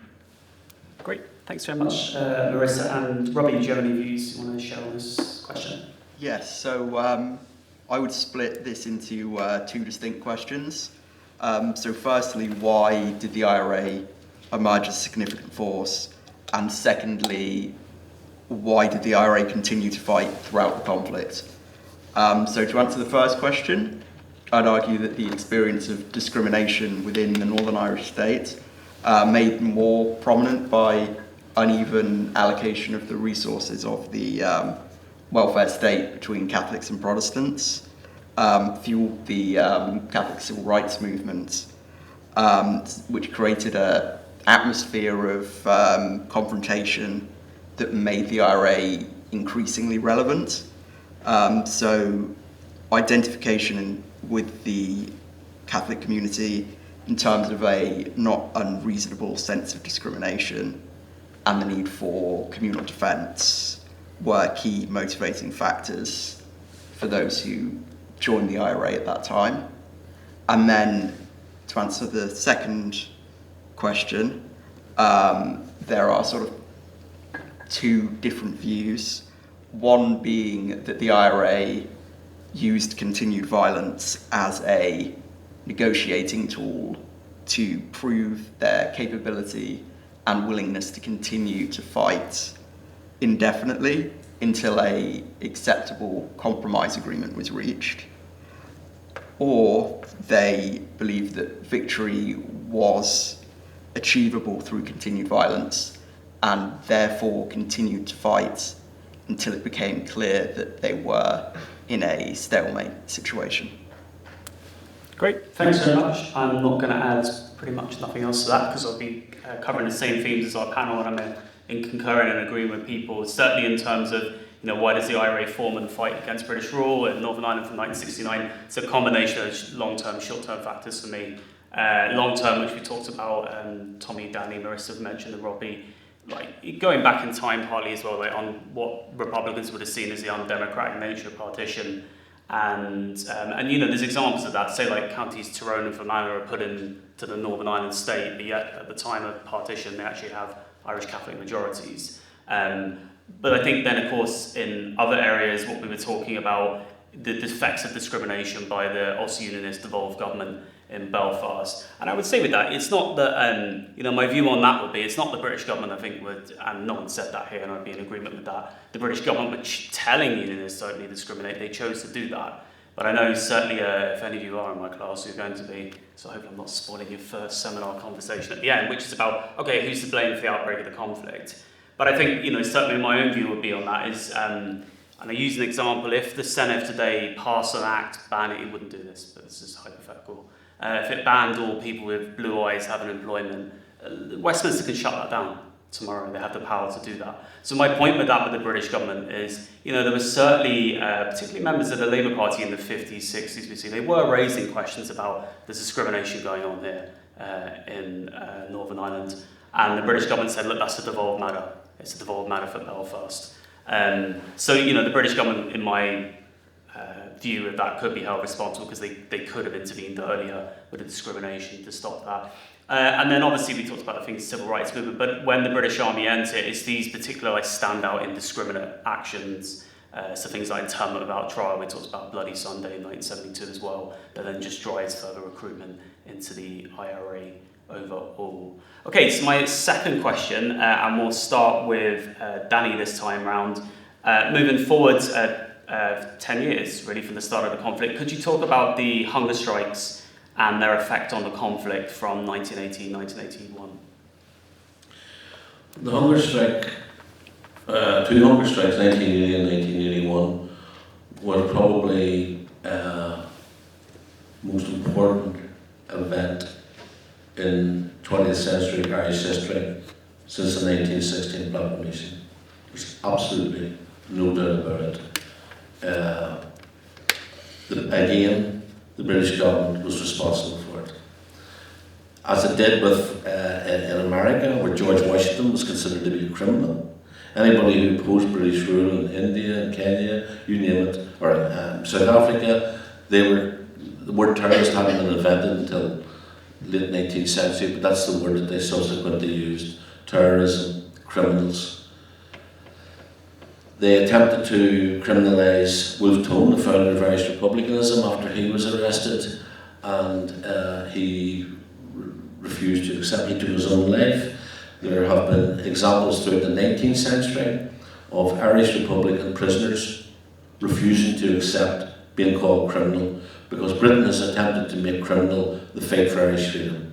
Did it around the world, did it here. First Irish hunger striker Thomas Leahy, died in September 1917, demanding to be recognised as a POW, the same as British soldiers who were caught during the First World War in France or in Belgium. That was the first hunger striker. The most famous hunger striker to die was Terence McKearney in England in 1920. And that fast made international headlines. Again, he was demanding, in his case, he was demanding his release, but it was associated with the fact that he was also saying that his arrest was political. It was a political offence and political prosecution. And incidentally, Ho Chi Minh, who was a student in London in 1920 and worked part-time in a hotel, wrote home to his mother that a nation that produces people like this will never be defeated.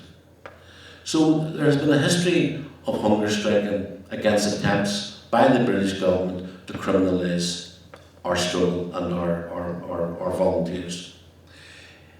In 1971, when the British government introduced internment, and I was interned when I was 19 in Longkesh, we had political status. So we elected our own staff, we dealt with the governor of the jail. Now the British Army surrounded our cage where we were held with sentry posts, and they raided us every 2 or 3 weeks looking for tunnels, or for wire cutters, bolt cutters, etc. But we wore our own clothes, we were entitled to visits. I did A-level English while I was in Longkesh. So as a result of this example of prisoners having political status, and as the war started and IRA people were caught on ambushes or carrying out attacks in the British Army, and they were processed through special courts, as the numbers of IRA volunteers grew, they were in a strong enough position to demand political status. This came to a head in 1972. There was a hunger strike in Crumlin Jail, and before anyone died, around the 37th, 38th day, the British government conceded political status, recognised that what they were fighting for wasn't for their own pockets, it was for a political cause. And this led to relative peace in the jails, because up until then no prison officer had been attacked.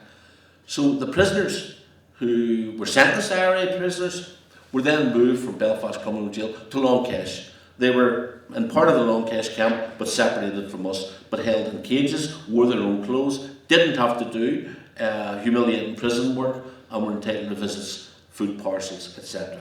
And so there was, even though prisoners continued to die, an internee, Hugh Coney, who was 2 beds from me in cage 2, when I was there in 72 and 73, he was attempting to escape, and as he came out of a tunnel just beyond the fence, British Army shot him dead. There was other 3 or 4, maybe other prisoners died of asthmatic attacks when they wouldn't answer the emergency bell at night. There was people dying of heart attacks, etc. But up until then, there was still relative peace in the jail. And then the British government didn't like the fact, when the world was looking at this, saw the IRA as being guerrillas, as being POWs. So they decided to introduce, and they decided to renege upon the political status deal of 1972, and in 1976 they introduced a law to say that anybody who was arrested after midnight on the 1st of March 1976 was a criminal. If you were caught with 200 bombs at 5 minutes to 12, you were political. But if you were caught with incriminating documents at 5 past 12, you were political, you were then criminal after midnight. It was total arbitrary, total nonsense, and they knew from experience, because of the IRA prisoners, going back to Thomas Leahy and others who died in hunger strike, that there was going to be a conflict within the prisons. And they decided that if they could defeat the IRA in jail, it would be a body blow to the morale of the IRA on the outside, who they couldn't defeat. And so they stripped the prisoners, they beat the prisoners, they held them in solitary confinement, they blocked up the windows, they blocked up the doors, they wouldn't let them exercise, they wouldn't let them write letters, they wouldn't give them reading material. And it was because the only thing in the cell was a blanket. The male prisoners put a blanket around themselves, and that blanket protest lasted for 4.5 years. Tommy was on the first hunger strike in 1980, along with 6 other comrades. I was visiting them during that period because I was a PRO of Sinn Fein on the outside. It was horrific. The brutality was horrific. And they didn't break the prisoners. And so in 1981, a second hunger strike started because the British government had the opportunity at the end of the first hunger strike to give the prisoners their own clothes. It sickens me when I think of how devious the British are. So, ordinary prisoners who accept criminal status finished work at 4 o'clock on a Friday. So at 4 o'clock on a Friday, the prisoners, including the hunger strikers, asked for their own clothes, which they were entitled to. And that was the opportunity of the British government to finish the whole protest. And the governor turned around and says, oh, to get your own clothes, you have to put on the prison uniform. They were relentless and they wouldn't budge. Even when Bobby Sands tried to compromise, they wouldn't budge. And so a second hunger strike started on the 1st of March, 1981. And shortly into that hunger strike, an MP called Frank Maguire, an independent MP from Fermanagh South Tyrone, died. And outside of our control, a by-election was called. And so we decided to put forward Bobby Sands as a candidate. It was full of risk, because Bobby could have lost and Thatcher would have said, even your own people reject you. But it was a gamble that Bobby Sands was prepared to take, and we were prepared to take. So we launched that campaign. It was an incredible campaign. I was Bobby's spokesperson because he couldn't do TV or radio, so I did the party political broadcasts. Everywhere we went, our posters were torn down. Our people putting up posters were shot at. British Army stopped us at the start of a village, emptied the car, held us for an hour to slow us down and to advantage the Unionist candidate. We got to the other end of the village, everything was taken out again. Total harassment. And Bobby Sands won. And it was international headlines. He won with twice the majority that Thatcher got in Finchley. And Thatcher had challenged the Republican movement. How can I talk to you? You don't have a mandate. And now Bobby had a mandate. And the response of the British government was to rush through emergency legislation, amending the Representation of the People Act, so that no other Republican prisoner could stand for election. That hunger strike lasted for 7 months. 10 prisoners died. Another 2 prisoners were elected to the Irish Parliament in Dublin, including Kieran Doherty, who died in a hunger strike in early August 1981. The hunger strike ended on the 3rd of October, and 24 hours later, the British government gave the prisoners their own clothes. All along, it had never been about that. It had been about trying to defeat the IRA by defeating the prisoners, and they failed at tremendous cost. 65, 75 people lost their lives. 30 prison officers were killed by the IRA and the NLA from 1976 to 1981. 14 people were shot dead, including children, on the streets by the British Army with plastic bullets. In our area, a kid was cycling down Beachmount Avenue, 13 years of age. A bored British soldier shot his nose off with a plastic bullet. Nobody's ever arrested, of course. The only people who are arrested and go to jail are Republicans and later, in the early stages of the conflict, loyalists. The hunger strike was incredible. It was our 1916. In the passage of time, it gets bigger as things go on. So it is just huge. I think it was Marisa mentioned the fact that, as a result, lots of people wanted to join the IRA just as they did after Bloody Sunday. But that hunger strike transformed things unbelievably. It inspired more and more resistance.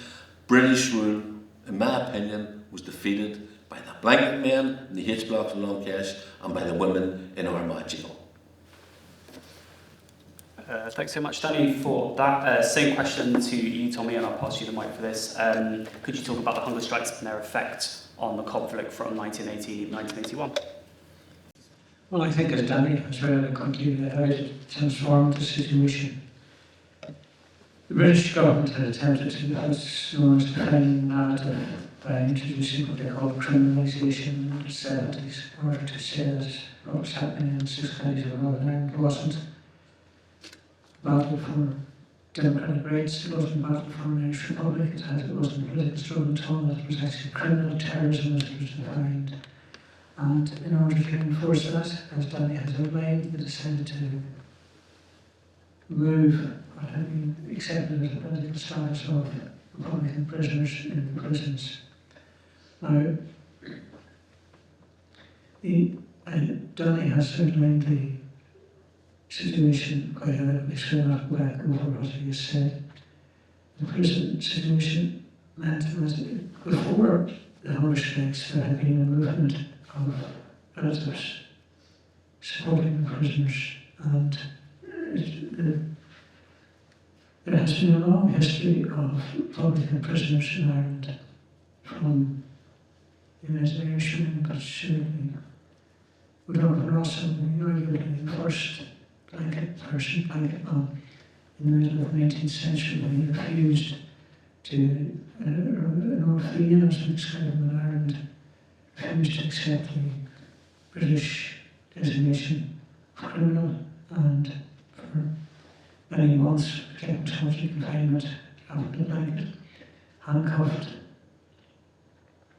and exactly forced to be disappeared from the floor as almost as if it was a dog. O'Donovan Russell became legendary within Republican circles, as well defining the resistance to imprisonment by British in Ireland. This resonated with the 1970s and 80s prisoners in the H blocks of Long-Kesh, refusing to accept criminalisation, refusing to accept the status of criminal. We refused to wear a uniform, refused to do their work, complained to cell, accused the Indian. But in the legislature it generated a movement on the outside.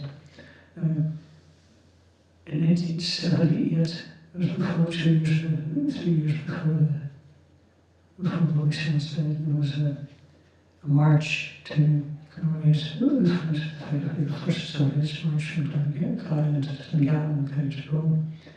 And approximately 10,000 people attended that march in 1878. This small indicator of the immense support there was for political prisoners in the H blocks of Long-Kesh. By the time the hunger strikes began in 1881, support expanded enormously even from that. Over 30,000 people voted for Bobby Sands, and in many ways had ended the criminalisation policy. It was broken because it was clearly defined as a majority of citizens of Holland Central Rome, the one constituency contested by Bobby Sands, had returned him to Parliament as declared him not to be a criminal but a political prisoner. Now, the fact is that there was such a huge movement that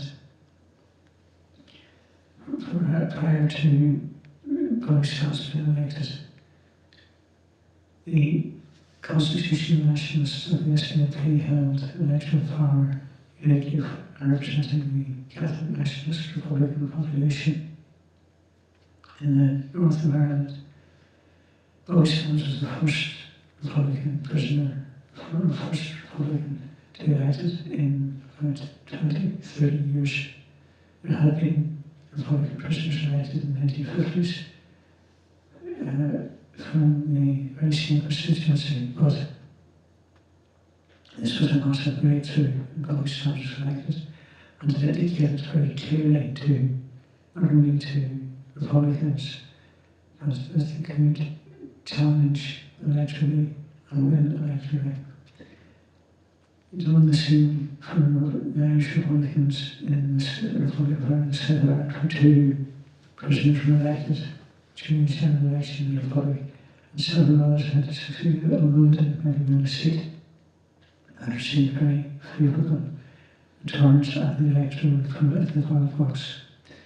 So that way to get an opening for expansion of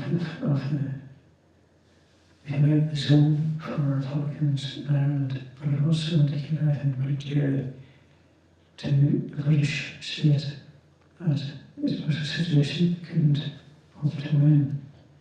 It indicated to the Americans that something was happening in Ireland that couldn't be left up to British securities. I would argue because of the huge international response. It wasn't just in Ireland where the response was enormous. It energized, re-energized the Republican movement. Sinn Fein come back from being a support group for the IRA to become a political force in itself.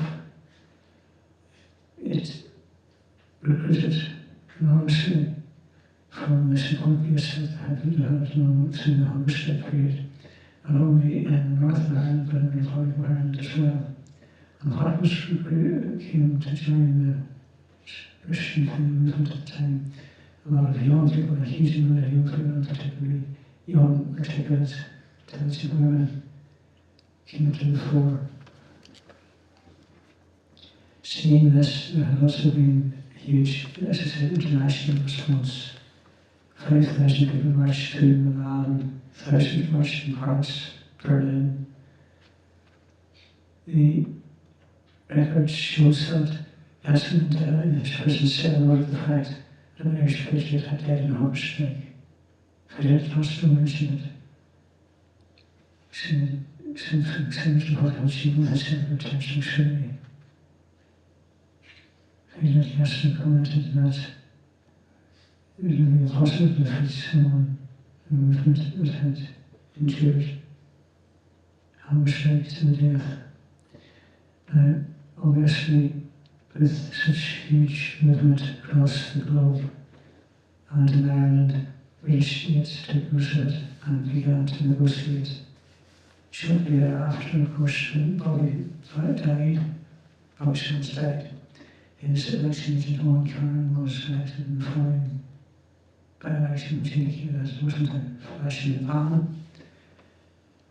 Within a short space of time, Sinn Fein won a seat in West Belfast with Jerry Adams, who headed the old SDLP Constitutional Nationalist Jerry Fitt. It was obvious then that Sinn Fein and Republicanism was in a new, higher plateau than it had been years before. And I believe that it was at that stage that the British establishment, the deep state in Britain, decided that it was time to start to negotiate a settlement. Now, it did take another 10 years, actually 18 years before the Coventry Agreement was signed. But the early stages of that decision to negotiate had taken place as a result of the outpouring of support and the revitalisation of republicanism in Ireland as a result of the hunger strikes. 10 men dead. Thanks so much, Tommy, for that. I'll just check, Marisa, if you want to contribute to that at all. Thanks. I'll just make a couple of quick comments on the back of what Danny and Tommy have both said. I really think that the impact of the hunger strikes really can't be overstated. It was absolutely massive. At home, as Danny mentioned, I said earlier, in the north you had literal queues on the streets to join the IRA in the aftermath of the hunger strikes. That's how significant they were. And also internationally, you know, as Tommy said, massively significant internationally. 10 years ago, I was speaking at an event in Trabzon in Turkey, and one of the Turkish students stood up and started talking about Bobby Sands, and it had made a massive impact upon him. So I think both at home and abroad, really, the impact of the hunger strikes is massive. Great, thanks so much. Robbie, anything you want to add to that question? I've got a point that interacts with the hunger strikes. It's not directly on it though. So I'd like to make a sort of broad point about the interaction between Sinn Fein and the IRA. So, broadly speaking, as Sinn Fein became more significant in the Republican movement, and especially as it began to contest elections, this sort of increasingly restricted the IRA's use of violence. So, from my own research, the IRA largely stopped bombing in city centres in Northern Ireland into the 1980s, as this risked substantial civilian casualties, and the IRA were increasingly conscious that this was unpopular with Sinn Féin's electorate. And then one of the key implications of this suggestion is that deeper involvement in electoral and constitutional politics can draw armed groups away from violence and towards political compromise. Great, thanks very much. My own comments really quick on this. I think, I agree with particularly Tommy and Danny's accounts of Marisa and what Robbie was saying. Like, it did have a transformative effect, I think, on the course of the conflict thereafter, by having the Republican movement stand in elections, whether it's in the Republic or in the North or in the UK general elections. You know, roughly what you see after Sinn Féin starts getting into democratic politics and elections is during a conflict, it's roughly within about 35 to 40% of the, what we'd call like the Northern Nationalist vote in North of Ireland or Northern Ireland. And that's quite substantial, so okay, it's not winning the majority, but if you're going to try and have a peace settlement later on, if you think of it like from Republicans' perspective, but also then Unionist, British government, Irish government, and then a Social Democratic Labour Party, SDLP, who just engage in constitutional politics, it's very difficult to ignore 40% of the Northern Nationalist electorate if they're voting for Sinn Féin. How are you going to create a peace settlement with that many people outside of it? So I think in that sense, it made it very difficult for other groups in the conflict and the governments to ignore the Republican movement if it wanted a genuine peace settlement that had a significant reduction in armed activities from Republican groups. Just keeping aware of time, so we'll have one last round with questions before we open up to the Q&A. I said a little bit earlier there'll be a change of batteries during the Q&A, so give us a second for that, and everyone get a breather for a second at that. So, the last question I want to ask to the panel is, was the Good Friday Agreement a good deal for Irish Republicans? We'll start with Tommy on that question. I'm somewhat agnostic about this. The benefits of the Good Friday Agreement. It certainly brought an end to the armed conflict, which I certainly welcome. Still, at the time I did, I'm still welcome it. It left a lot of people alive, or most certainly dead, or seriously injured, or possibly in prison, and it had not happened. There are certain weaknesses in the Good Friday Agreement that I think we have to look at. But it took the struggle forward in the sense that it demonstrated to unionism, which that because unionism is no longer a monolith that it used to be. There are different currents within unionism. Some might use this being reactionary or inconceivable, but there is a realistic current within unionism that understands that it has to accommodate reality at a certain level. Those are some of the benefits that emerged from the Good Friday Agreement. However, certain weaknesses is that, in my opinion, principally around what's known as the border forward for services, which is not clearly defined. It's in the hands of the opinion of the British Secretary of State, which is a very nebulous arrangement. Now, there's difference of opinion on this, but it's happening that the demographics are changing at the same time. There's no definitive assessment of when or where or how or a referendum on partition will take place.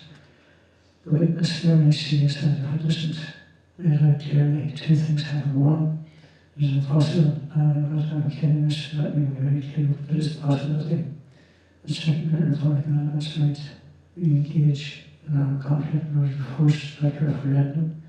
On the other hand, if there isn't very definitive recognition that there will be a referendum on partition that it will cause a very large section of unionism not to deal realistically with the possibility of the end of partition. It's essentially, in my opinion, that the situation is discussed openly. Now, how it comes about is something else, but if there is blind spot. It has not discussed the possibility of adding partition, uniting Ireland into one republic, and it's encouraging leaders to be more earlier considerable and possibly holding the option that if certain violence, reduced violence, that will be postponed. Well, that's one of the major weaknesses with the Good Friday Agreement, plus the fact that there is an experiment, if you like, because it defines nationalists and unionists as such.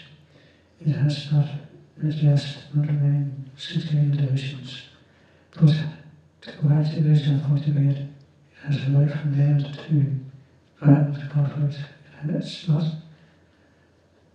definitive arrangement. It allowed for a ceasefire for the end to an armed conflict on conditions that are not totally unacceptable to either side. So to that extent, I think we're going to see the advantages of it as well as the drawbacks. But as I said, probably agnostic rather than either endorsing or opposing the Good Friday Agreement. Great, thanks very much, Tommy. And Danny, same question. Do you think the Good Friday Agreement was a good deal for Irish Republicans? Well, I was in prison whenever the IRA called a ceasefire in August 1984. I remember going back to my cell and just crying with relief and hope, crying for all those people who had lost their lives. What you also have to understand is that there's no other organisation or protagonist of the conflict in the north that ceasefire more than the IRA. The IRA ceasefire in 1971, twice in 1972, again in 1974, through in 1975. British Army never ceasefire, RUC never ceasefire, British government never ceasefire. So the reason why we were interested in peace was because we were getting killed and our community was suffering and our people were going to jail. So, I mean, we've always been interested in peace talks. When the first document was published, a scenario for peace by Sinn Fein, I was involved in drafting that up in the 1980s. And we were denied. Even whenever I was elected to the Assembly in 1982, a year after the hunger strike, Ken Livingstone invited Jerry Evans and myself to London for peace talks. He was the chair of the Greater London Council, because the British government wouldn't talk to us. On the eve of my visit, I was banned from entering England for the next 14 years. If I had come to England and speak here, I'd have got 5 years in jail. People don't realise the degree of repression. So we have always been interested in peace and in negotiations. The big truce in June 1921, when Jerry Adams and others were flown by the RAF to London for peace talks with William Whitelaw, who was the then Secretary of State, and others, that would have been brilliant if the British government in June 1972 had recognised the right of the Irish people to self-determination. But they didn't. They denied that. And that's why the conflict went on so long. So we were committed to a long war until the British government tried every other option and realised that it had failed and we had to be involved in talks. Now, it was a huge gamble when the IRA ceasefire and went into talks, because Sinn Fein wasn't the major party representing the nationalist community. We always knew that the constitutional SDLP, John Hume's party, and whatever government was in power in the south, would never be as ambitious in its demands as we would have been.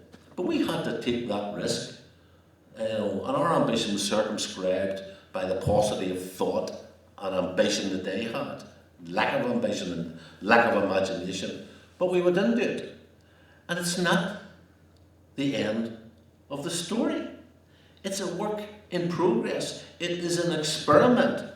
And often the unionists, particularly the DUP for the first 5 years of it, who refused to engage with Sinn Fein and didn't engage with Sinn Fein until 2007, they are on a journey as well. There's a learning curve for all sides. So what Tommy says is right. People are alive today who would otherwise have been killed in that conflict. So we're on the right course. I no longer feel vanquished. I am not the second-class citizen I was when the Orange Order marched on the Falls Road, waved the Union Jack and played God Save the Queen. We weren't even allowed to look out the door.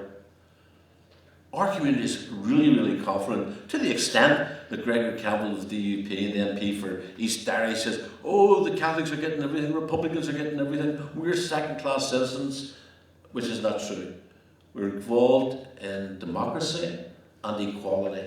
And the test is whether unionism is able to escape from that supremacist mindset that Britain gave it by partition in Ireland and by making us second-class citizens. They need to rise out of that, and if they can rise out of that, then we can build something in the north. But the way I look at it, this is only part of the process. Ultimately, we want to unite Ireland. Ultimately, we have to get rid of the British presence, British interference. We still have, Ben, the current Secretary of State. What right is he to tell my family in the Falls Road what we can and can't do? No right to be in Ireland. Would I have a right to come over here and tell him what to do? No, I wouldn't. So that basic injustice exists, and as long as the connection is there, we are going to have problems. Currently, they're political and constitutional problems. If ever they attempted again to oppress us, then they would meet with resistance. Make no doubt about it. That is not a threat, that is just a fact of life. I don't think it's happened, I think we've turned the corner. I think we're on our way out of these dark ages of British rule in Ireland. And I believe that ultimately, as Terence McSweeney, a hunger striker, said in 1920, we will conquer in the end.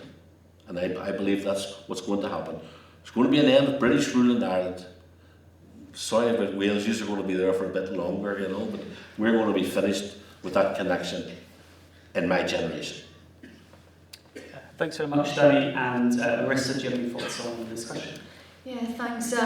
I was 14 on the Falls Road in West Belfast during the Good Friday Agreement, and I remember the black taxis and cars going up and down, waving tricolours, beeping horns, and this massively jubilant, celebratory atmosphere. And I remember hearing quite a few people around me saying, "Why are they celebrating?" And I know there were some Republicans in my family who were crying. So it was a very strange sort of a time. It's such an interesting question. Was it a good deal for Irish Republicans? Well, what it did do, first, not to be understated, as Tommy and Danny have both said, there are people alive today who wouldn't be alive.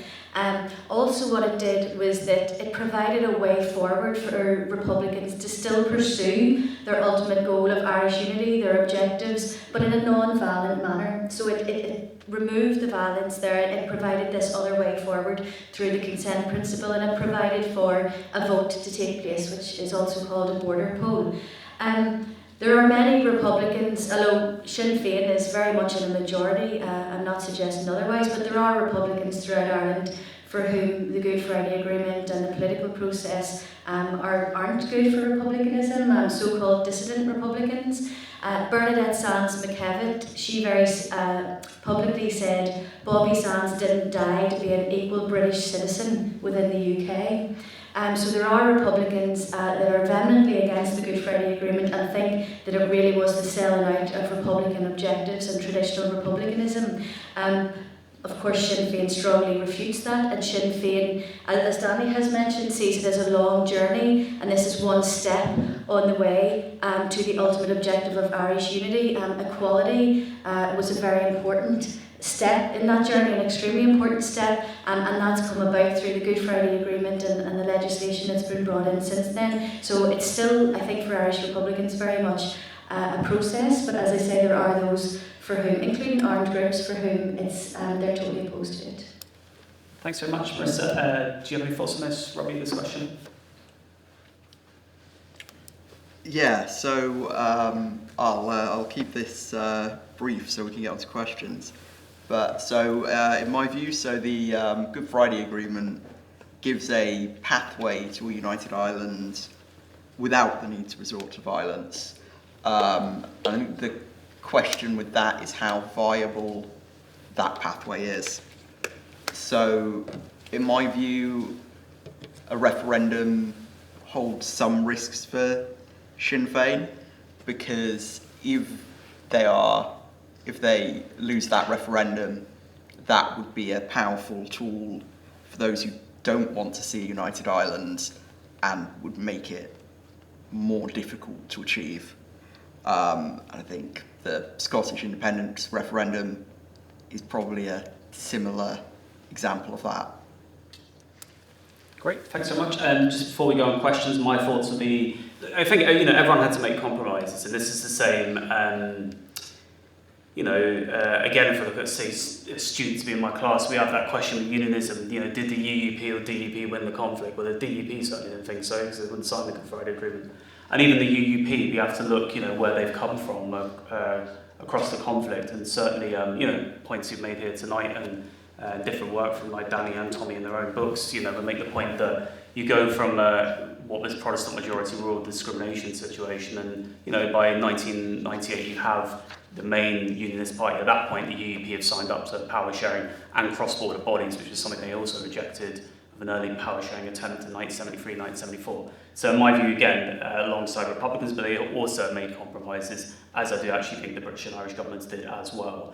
But some Republicans, as we said, were unhappy with that, and they didn't think it was a good deal. I think for perspective of Sinn Fein and the IRA in the 1990s, it was seen as the maximum you can get with the political mandate you had, and the IRA's campaign persisting at that time. And you look at some of the compromises they got in terms of power sharing with North-South ministerial council, so there was a link, an all-Ireland link, which they were keen institutionally to have prisoner releases, police reform, so the IUC was reformed or scrapped, depends which way you look at it. British troops left as part of, the IRA would decommission its weapons, but British troops would come off the streets for street patrols, etc. I think the other key point, and like you see this in Jerry Adams' book, he talks about this, the 1993 Downing Street Declaration, which is then just incorporate this particular part in 1998 about self-determination for the island of Ireland. So the British government, concedes here for the first time, publicly, even if they had thoughts towards this previously, there's a debate about that, but publicly, this is the first time they say it's for the people of Ireland, North and South, to decide the future of this island, politically, whether it be united or not. Adams in his own book would say that that's not exactly what Republicans want, and of course not, because they look back to partition and say it's undemocratic compared to what Sinn Fein had achieved in the 1918 general election for all of Ireland, so they thought it should be an all-Ireland republic, and therefore won the self-determination vote as a whole island. But nonetheless, it wasn't advanced the British government saying that, because the British government was saying, as will happen in the future, particularly, there's an argument about how the vote gets called, but in terms of the process with the vote, the British government can't interfere with that. It's the people of North and South of Ireland that will make that decision. We had a couple of questions in. Does anyone have any particular questions you want to do? And we'll take probably 3 or 4 at once, if there are questions. So, if you shout as well, that'd be really helpful. Great. As a young Irishman, obviously I had quite large hopes for United Ireland in my lifetime. There's a lot more experience on the panel tonight than I could hope to be getting in the next few years. We've spoken a lot about the question of unified Ireland, but what I'd like to hear everyone's opinions on, or the process for it, would be how will we go about getting that, moving towards that process. Thanks so much. So that's a question about United Ireland and the process of getting there. I was just wondering how would maybe we move towards a future of United Ireland, maybe how would the problem of maybe unionists, how would they be maybe accommodated in the United Ireland maybe? Yeah, I think my question was quite similar, but it was how long it would take for the country to be united. Ireland and Northern Ireland, maybe 10 years, 20 years, 30 years. How close are Sinn Fein to get the referendum? Mm-hmm. Just on the point of the oppression and the second-class citizenship that was about, do you think there should be reparations from the British government to the Irish people? Okay, so that question is about whether, because of things that happen in civil rights disputes, etc., there should be reparations by the British government. Okay, so let's go.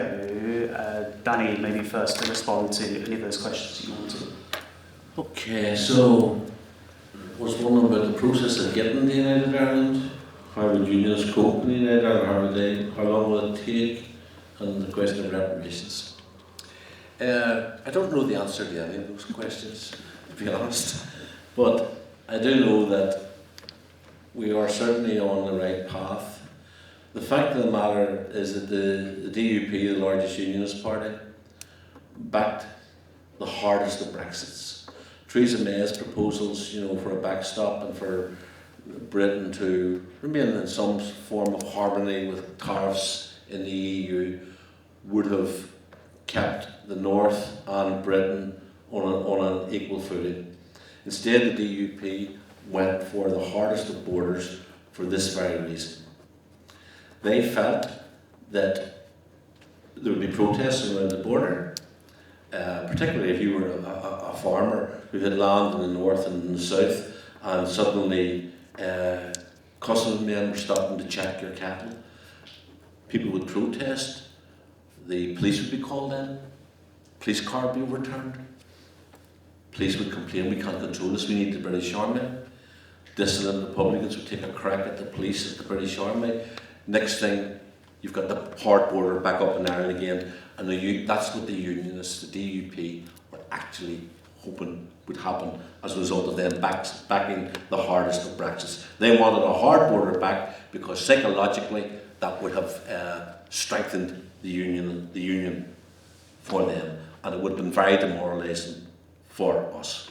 Because getting the border, I was elected to a rural constituency, and back in the 1970s and 1980s, the British Army blew up 380 roads and bridges between the north and the south and funneled all major human traffic through about 10 major checkpoints, and they were all got rid of, so that you wouldn't even now know when you were moving from the south to the north or from the north to the south. The Unionists wanted, that was what their Brexit was about.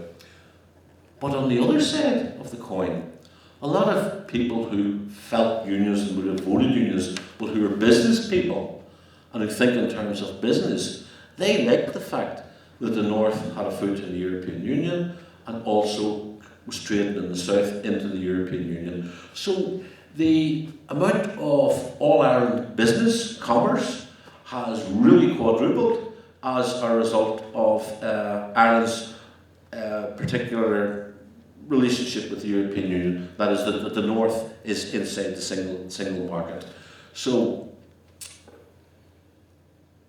it backfired in the DUP.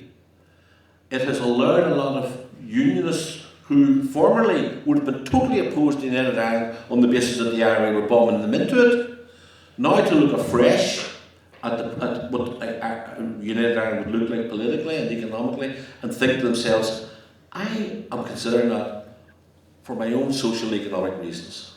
So that's quite a bit of progress. There are also a number of very progressive Protestants who are looking back at the fact that the Republican movement was founded by Protestants. When Wolfe Tone was a Dublin lawyer in the 1780s, very much influenced by the French Revolution, introduced those ideas of equality and fraternity and also internationalism to our ideology.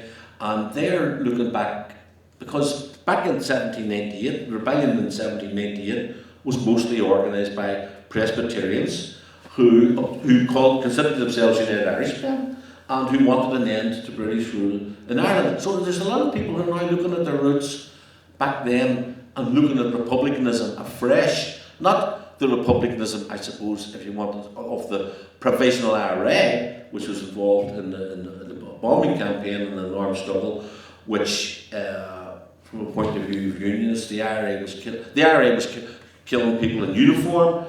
The way the unions looked at, they were killing their brothers and sisters. You can understand that from their point of view. So the process is underway. The British government is bound to accept the outcome of a referendum. It's up to Republicans to convincingly make the argument that a United Ireland makes social, economic and political sense. We have to produce the argument, because very few people are going to vote for poverty, but they're going to vote for an improvement in their lives. We've established peace, now we have to establish economic equality. So that is a challenge which is ahead of us and which is ongoing at the moment. My problem is, and I've said, and I actually wrote an entire book about this, the Southern establishment, which was established by Britain when they partitioned Ireland, because there was a civil war in the south of Ireland, and those who, with Britain, established the Free State, That Free State mindset is still there. Where, and one of the speakers there mentioned Ireland when they were referring to the 26 counties. This is what the Southern establishment parties try to do. Ireland to me is 32 counties, it's one country. There is the 26 counties, or as it became in 1949, the Republic of Ireland. But the two main leaders of Fine Gael and Fianna Fáil in the south of Ireland, to me, have become completely complacent, and their parties are comfortable with the Irish establishment as it stands. And you had when he was Taoiseach, Michael Martin, he's currently the Taoiseach, he's currently the Vice Prime Minister, he turned around and says, this is the party, by the way, that declares that its primary purpose is reuniting Ireland, calls itself the Republican Party. He says there will be no border referendum on my watch. They don't actually want it because they're comfortable with it. And so Sinn Fein needs to be in government in the south to release the resources, to bring in the best economic minds around the world, the best constitutional lawyers, to look at how, to spell out the various scenarios that would suit the most people as we make this transition and become, a new nation. Well, we were an old nation, but to become a new people once again. So that's why I'm very, very critical of the South. In terms of reparations, British government has certain commitments. For example, we've been paying into their pension pot for all the years.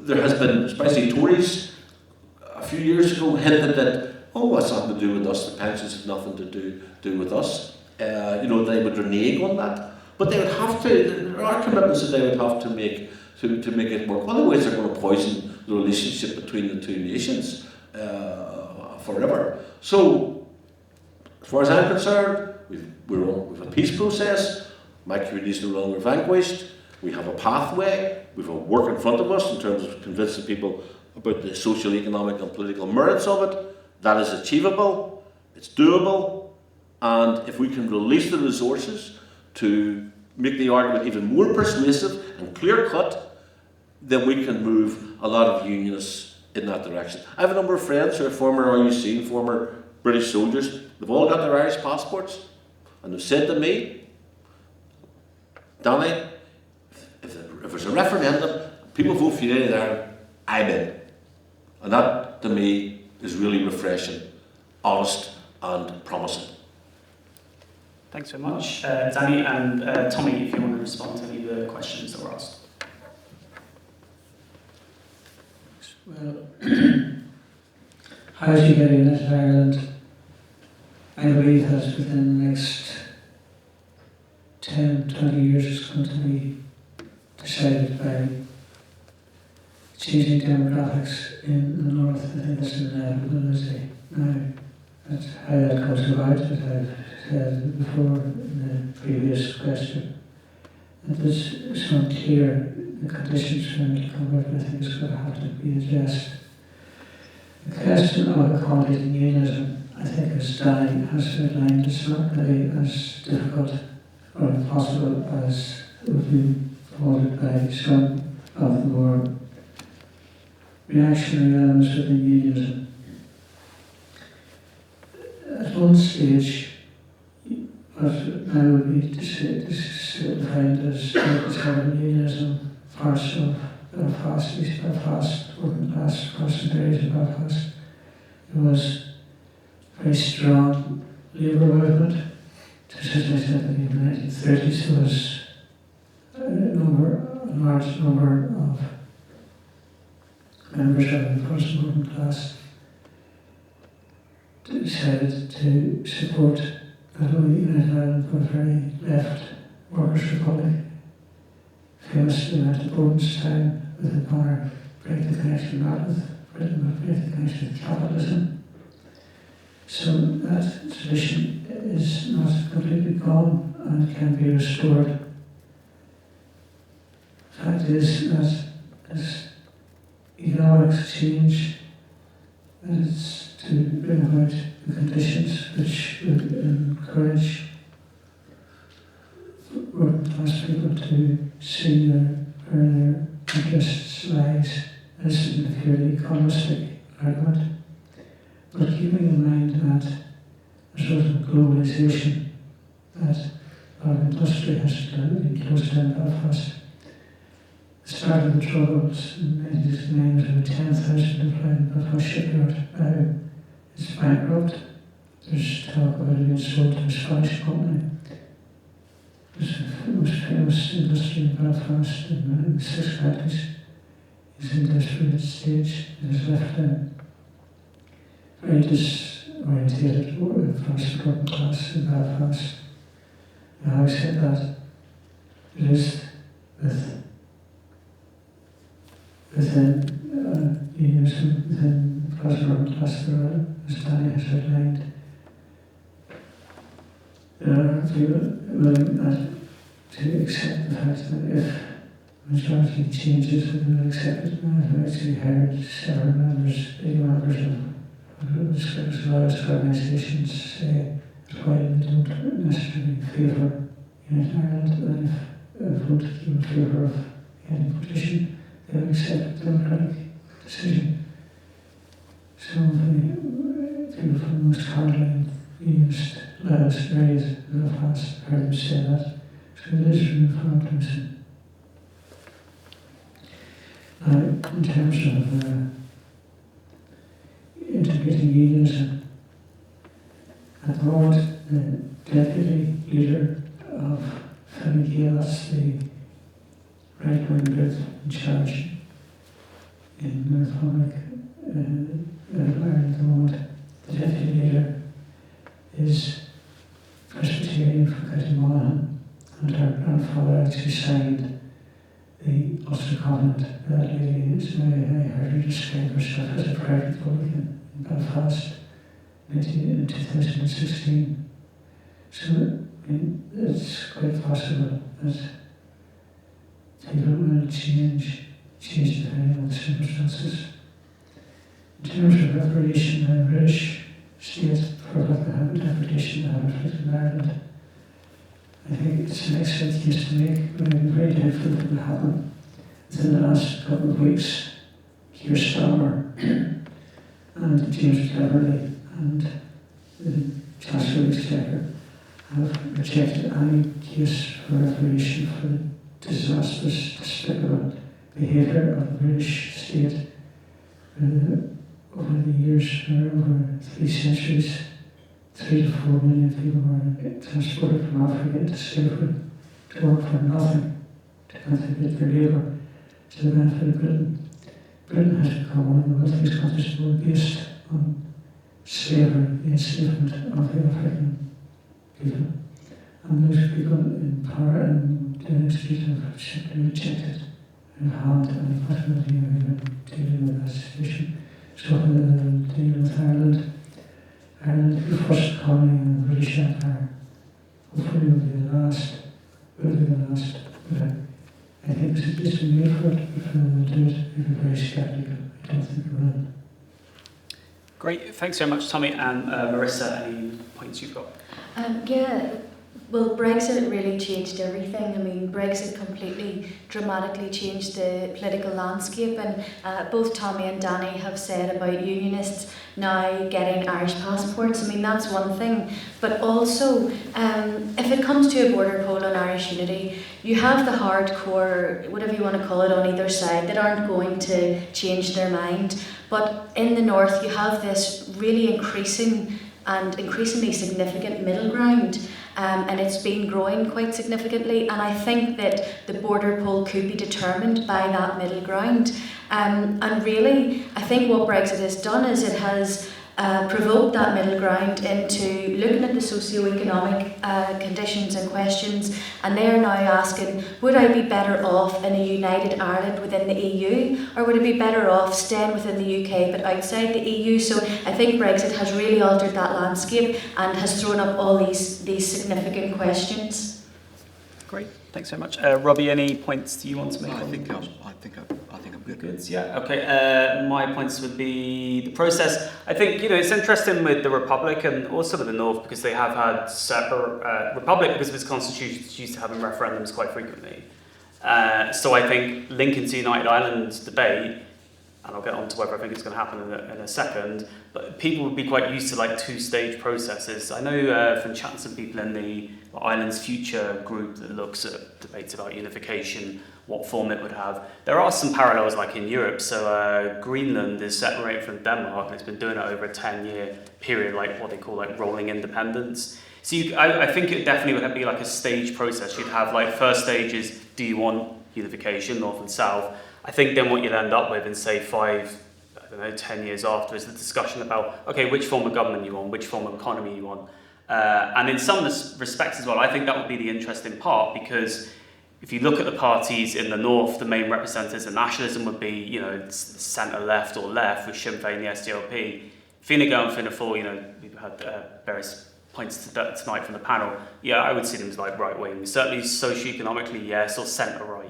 So that will be interesting, because I can see the nationalist parties north and south can come together in terms of, do you want unification? But hammering out those points in terms of what's the healthcare system going to be, what's the socio-economic system going to be, I think there'll be quite a disagreement there, and including obviously Sinn Fein representatives in the Republic would take a more left wing on that. So I think that would be interesting. On the point about unionism, I remember when I was in Galway University for a while, and I remember someone, I can't remember the figures and I can't remember exactly what the poll was, but there was a poll done amongst unionists and it asked the questions, this was like 2016, if there was a united Ireland and you didn't vote for it, what would you do?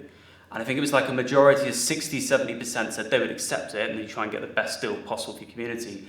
But there was 25-30% who said we'd resist it. Now, it wasn't clarified what did that mean. But yeah, there is the prospect, I think, that potentially some loyalist paramilitaries are still hanging around. They may well resist it. The point for me with that is there have been discussions, particularly again, the division between the nationalist parties, maybe mainly north and south of Sinn Fein, more connected with the northern view, about, you know, should there be like a super majority needed, and so changing what was given in the Good Friday Agreement, there'd be 50+1. Like my own view on that is that shouldn't be done, because of the fact that you can't then say, well, the peace terms are this, and the parties that have signed the peace terms then change them, because one side, you know, says they don't like the fact that they might not get their constitutional preference anymore. I think it'll be a difficult issue potentially to handle, but I think partly that might explain why there'll be a kind of a stage process over a number of years. The first vote, do you want it? The second vote, what form of government do you want, etc. About the oppression thing, just echoing what the panelists said, you know, exactly what Tommy was saying this week. You know, the British government's resisted it in relation to like the slave trade and reparations for that. So there's no way I can see them doing that. And the other point with that is, even if they did say, okay, we might consider that, unionism would probably oppose that. So then there'll be this division between the British government and unionists on that, but I don't see the British government doing that anyway. Okay, so I don't want to keep anyone longer from home or food or whatever your plans are tonight. I just want to thank the panel again, Robbie, Tommy, Marisa and Danny, very much for their contributions, and for yourself for spending your time overtime, if you like. Hopefully it was enjoyable and you got something out of it as well. So Jochen Val and Nostar, and good night to yourselves as well. Thank you.